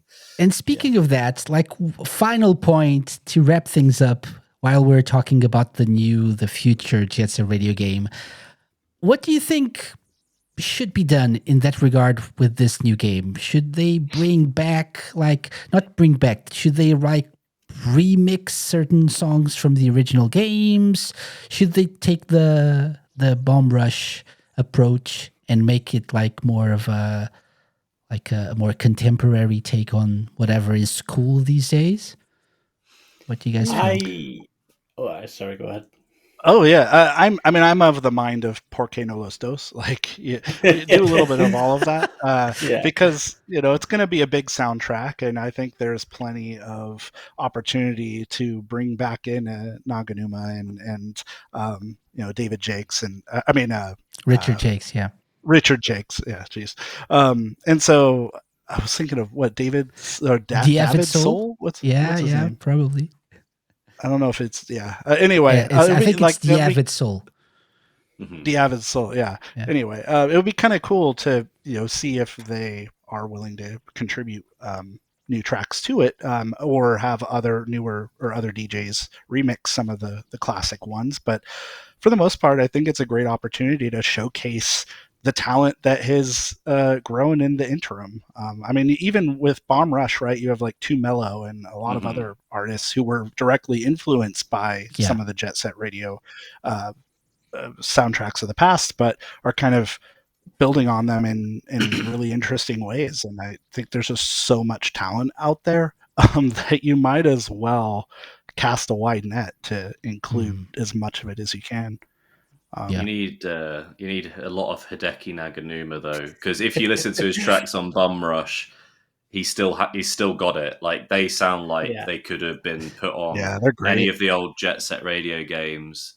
I think there's one called Jack the Funk or something. It's sick. Jack the Funk's the main centerpiece. That was on the trailer, I think. That one. Yeah, and then they also Team Reptile had another game called Lethal League, where there was Blaze. Yeah, that's a good Lethal one as League well. Blaze. something like everyone likes a funky beat or something. I think it's got something like that. Yeah. Yeah. Yeah. Well, Yeah. he also had a couple of tracks on Hover. Hover, yeah. That was I don't one know of if they the, were like, quite the as things memorable. they promoted Yeah. the Kickstarter with. Yeah. Yeah. I think it was mostly Hideki Naganuma, wasn't it? Or maybe just a couple of tracks. I can't remember. No, he just did a couple, and then Okay. He was definitely prominent on it, or at least it got mentioned a lot, because that was what made me think to check Hover out. I was like, oh, Naganuma worked on it. Yeah. Yeah, for sure. Yeah. But the new one, I think like some contemporary music would be really good. That's what I was going to say, kind of echoing what Brian said, is that I think I don't necessarily feel optimistic about a lot of modern media. Like, I think there's a lot of slop and retreads in games and films and stuff, but music is somewhere I do generally feel quite positive. I think consistently we keep getting good artists coming out. So I think there's lots of like opportunity to get new contemporary artists to come in and give their take on it. I guess as long as it's grounded in the essential spirit of what it originally is, I'd be open to people experimenting a little bit.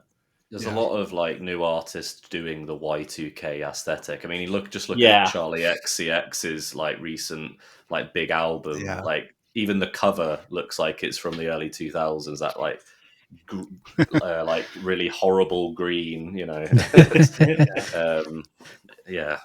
Do you have a copy of that on vinyl you can hold up? So that's the, I don't, exactly. unfortunately. That's the issue, right? So the more Naganuma we get, the less new stuff we'll get as well, probably. So a good balance between the two would be nice. I think it's a false dichotomy to assume mutual exclusivity in all this. It's like, I mean, I don't know. I mean, I think there can be too much of if it all it is old songs again, or like if it's all of that, then I don't know. I think that's also a wasted opportunity to cement its future. You're just kind of relying on, I don't know, regurgitating a lot of what people say they want or already like, rather than giving them what they don't know they need. And I think that's always where Sega's work is most impactful, and that includes its soundtracks. So wise words from a wise man. Yeah. I think that's the perfect way to wrap this up. I have one more question just for all of you. There are a lot of cockroaches in my house. What should I do? Burn it down. Easy. Write it down in the comments, people. What should I do? I don't know. And then next week, I'll tell you what happened. If I follow your advice or not. But guys, thank you very much. It's been really fun to revisit Jet Set Radio, talk about all this, like the legacy of the series. And there was a lot to talk about still. Hopefully we have more opportunities to cover Jet Set Radio in the future. Jet Set Radio future in the future as well. And hopefully still this month we'll hear something about whatever the new Jet Set Radio is officially. Or maybe not. Who knows? It's like what? Yeah, what's the adage? A watched pot never boils. I think we just have to forget about it, and then that's when new information will be revealed. Yeah, it's not my fault. They keep announcing them skates, and you have to do this, like, because we're all cool kids, like them skates. It's a perfect name for this brand. I have to say, is them skates the new Refantasio? Yes, it is. Lounge? Yes, it is. Yes, it is. Yes, Refantasio. Yes. So, thank you very much for joining me. And before we go, just a quick couple of minutes to tell everyone where people can find you. Let's start from my right. So, Brian, where can people find you? Probably Blue Sky. Jet Brian Radio, I guess, is my name there. I think. I don't know. I change it every now and then, but I think it's still that. So, okay. And then I have a blog called the Dreamcast Junkyard .co.uk. Actually, no, I'm kidding. That's more. I'll let Lewis plug that. But I do have like a small blog that I haven't updated in a while, but maybe I will this summer. That's thevirtuaplanet.com. Excellent. Yeah. Yeah, that's all I got. Thanks for that. Dom, your turn. Thank you. Yeah, same as Brian. I'm on Blue Sky at DC Enjoyer. But my main thing I do is my YouTube channel. So if you just search on YouTube Dreamcast Enjoyer, my current thing that I'm doing on there at the minute is this series of virtual tours through games, like trying to get interesting angles and talk about the world and design. Just recently did a Jet Set Radio one, so that might be something for fans to check out. Yeah. Don't be alarmed if Dom looks a little bit different in his YouTube videos. Oh yeah, I'm usually a cartoon. This is one of the very few times people will be actually seeing me. The cartoon has more of a beard, but I think generally I look the same. Yeah, you'll recognize him. Yeah, you know it's him. Yeah, and thank you for joining us for the first time, Dom. You definitely have to come back to talk about the YouTube channel. Definitely. Absolutely. Well, thank you for having me. Let's really do nice. That soon. Finally, we have the man, the legend, Lewis. More games? No. Yeah, I'm on Blue Sky and Twitter at LewisJFC. The Dreamcast Junkyard is www.thedreamcastjunkyard.co.uk. And yeah, go check out Dreamcast Enjoyer before you do any of that. There you go. That's my plug. Well, thanks, I'll say go and check out the Dreamcast Junkyard before you check out me. So you'll be in a cycle of never getting it done. And in between that, check out Brian. So yeah, definitely. check out everything. and listen to the Sega Lounge. And listen to Bomb Rush Cyberpunk soundtrack as well. That's nice. Oh yeah, we have podcasts too. There's a podcast. There's a Dream Pod, and the Titancast. There's the Dream Pod and the Titancast is we haven't recorded one in a while. I think we need to do that soon. But then certainly the Dream Pod by the Dreamcast Junkyard is there. In fact, we just released a deep dive into Tokyo Extreme Racer / Tokyo Highway Challenge / Shitoko Battle. So that whole series really, but particularly the 2 Dreamcast entries. So check that out. And then also Dom, thank you again for joining us. I know it was several months ago, but we did an episode on Blue Stinger, which around Christmas time last year, which was also I really enjoyed. Yeah, got to plug good it. Times. So excellent. Yeah, that's a good one. It was a fun Blue one. Stinger, a serious game, right, Tom? Well, yeah. Wait. Yeah, there it is. Nice. That's my mouse pad. Awesome. Love it. Excellent. So as for myself, the SegaLounge.com on Blue Sky. There's also the X account as well. I'm on there every now and then, not much. And follow us on the YouTubes and all your podcatchers of choice. We'll be back next week with more The Sega Lounge. And thank you very much for watching, for listening. And you guys, thank you very much for joining me. It was really, really nice to do this little retrospective into Jet Set Radio. Happy 25th anniversary to Jet Set Radio. Yay. And see you all next time. Everybody do the NPC dance. Yeah. There we go. Hey, you. That's it. Yo, them skates. Yeah. Okay. Jet Set Radio!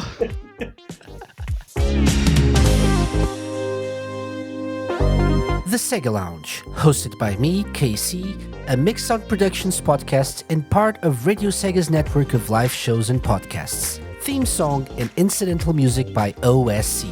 Got any suggestions? Drop me an email to podcast@thesegalounge.com. Find us at thesegalounge.com on Blue Sky. Check out our YouTube channel for our video content and follow us on Twitch to join our Let's Play sessions and live episodes. You can find previous episodes of the show by going to thesegalounge.com on the TerraPlayer app and wherever you listen to podcasts.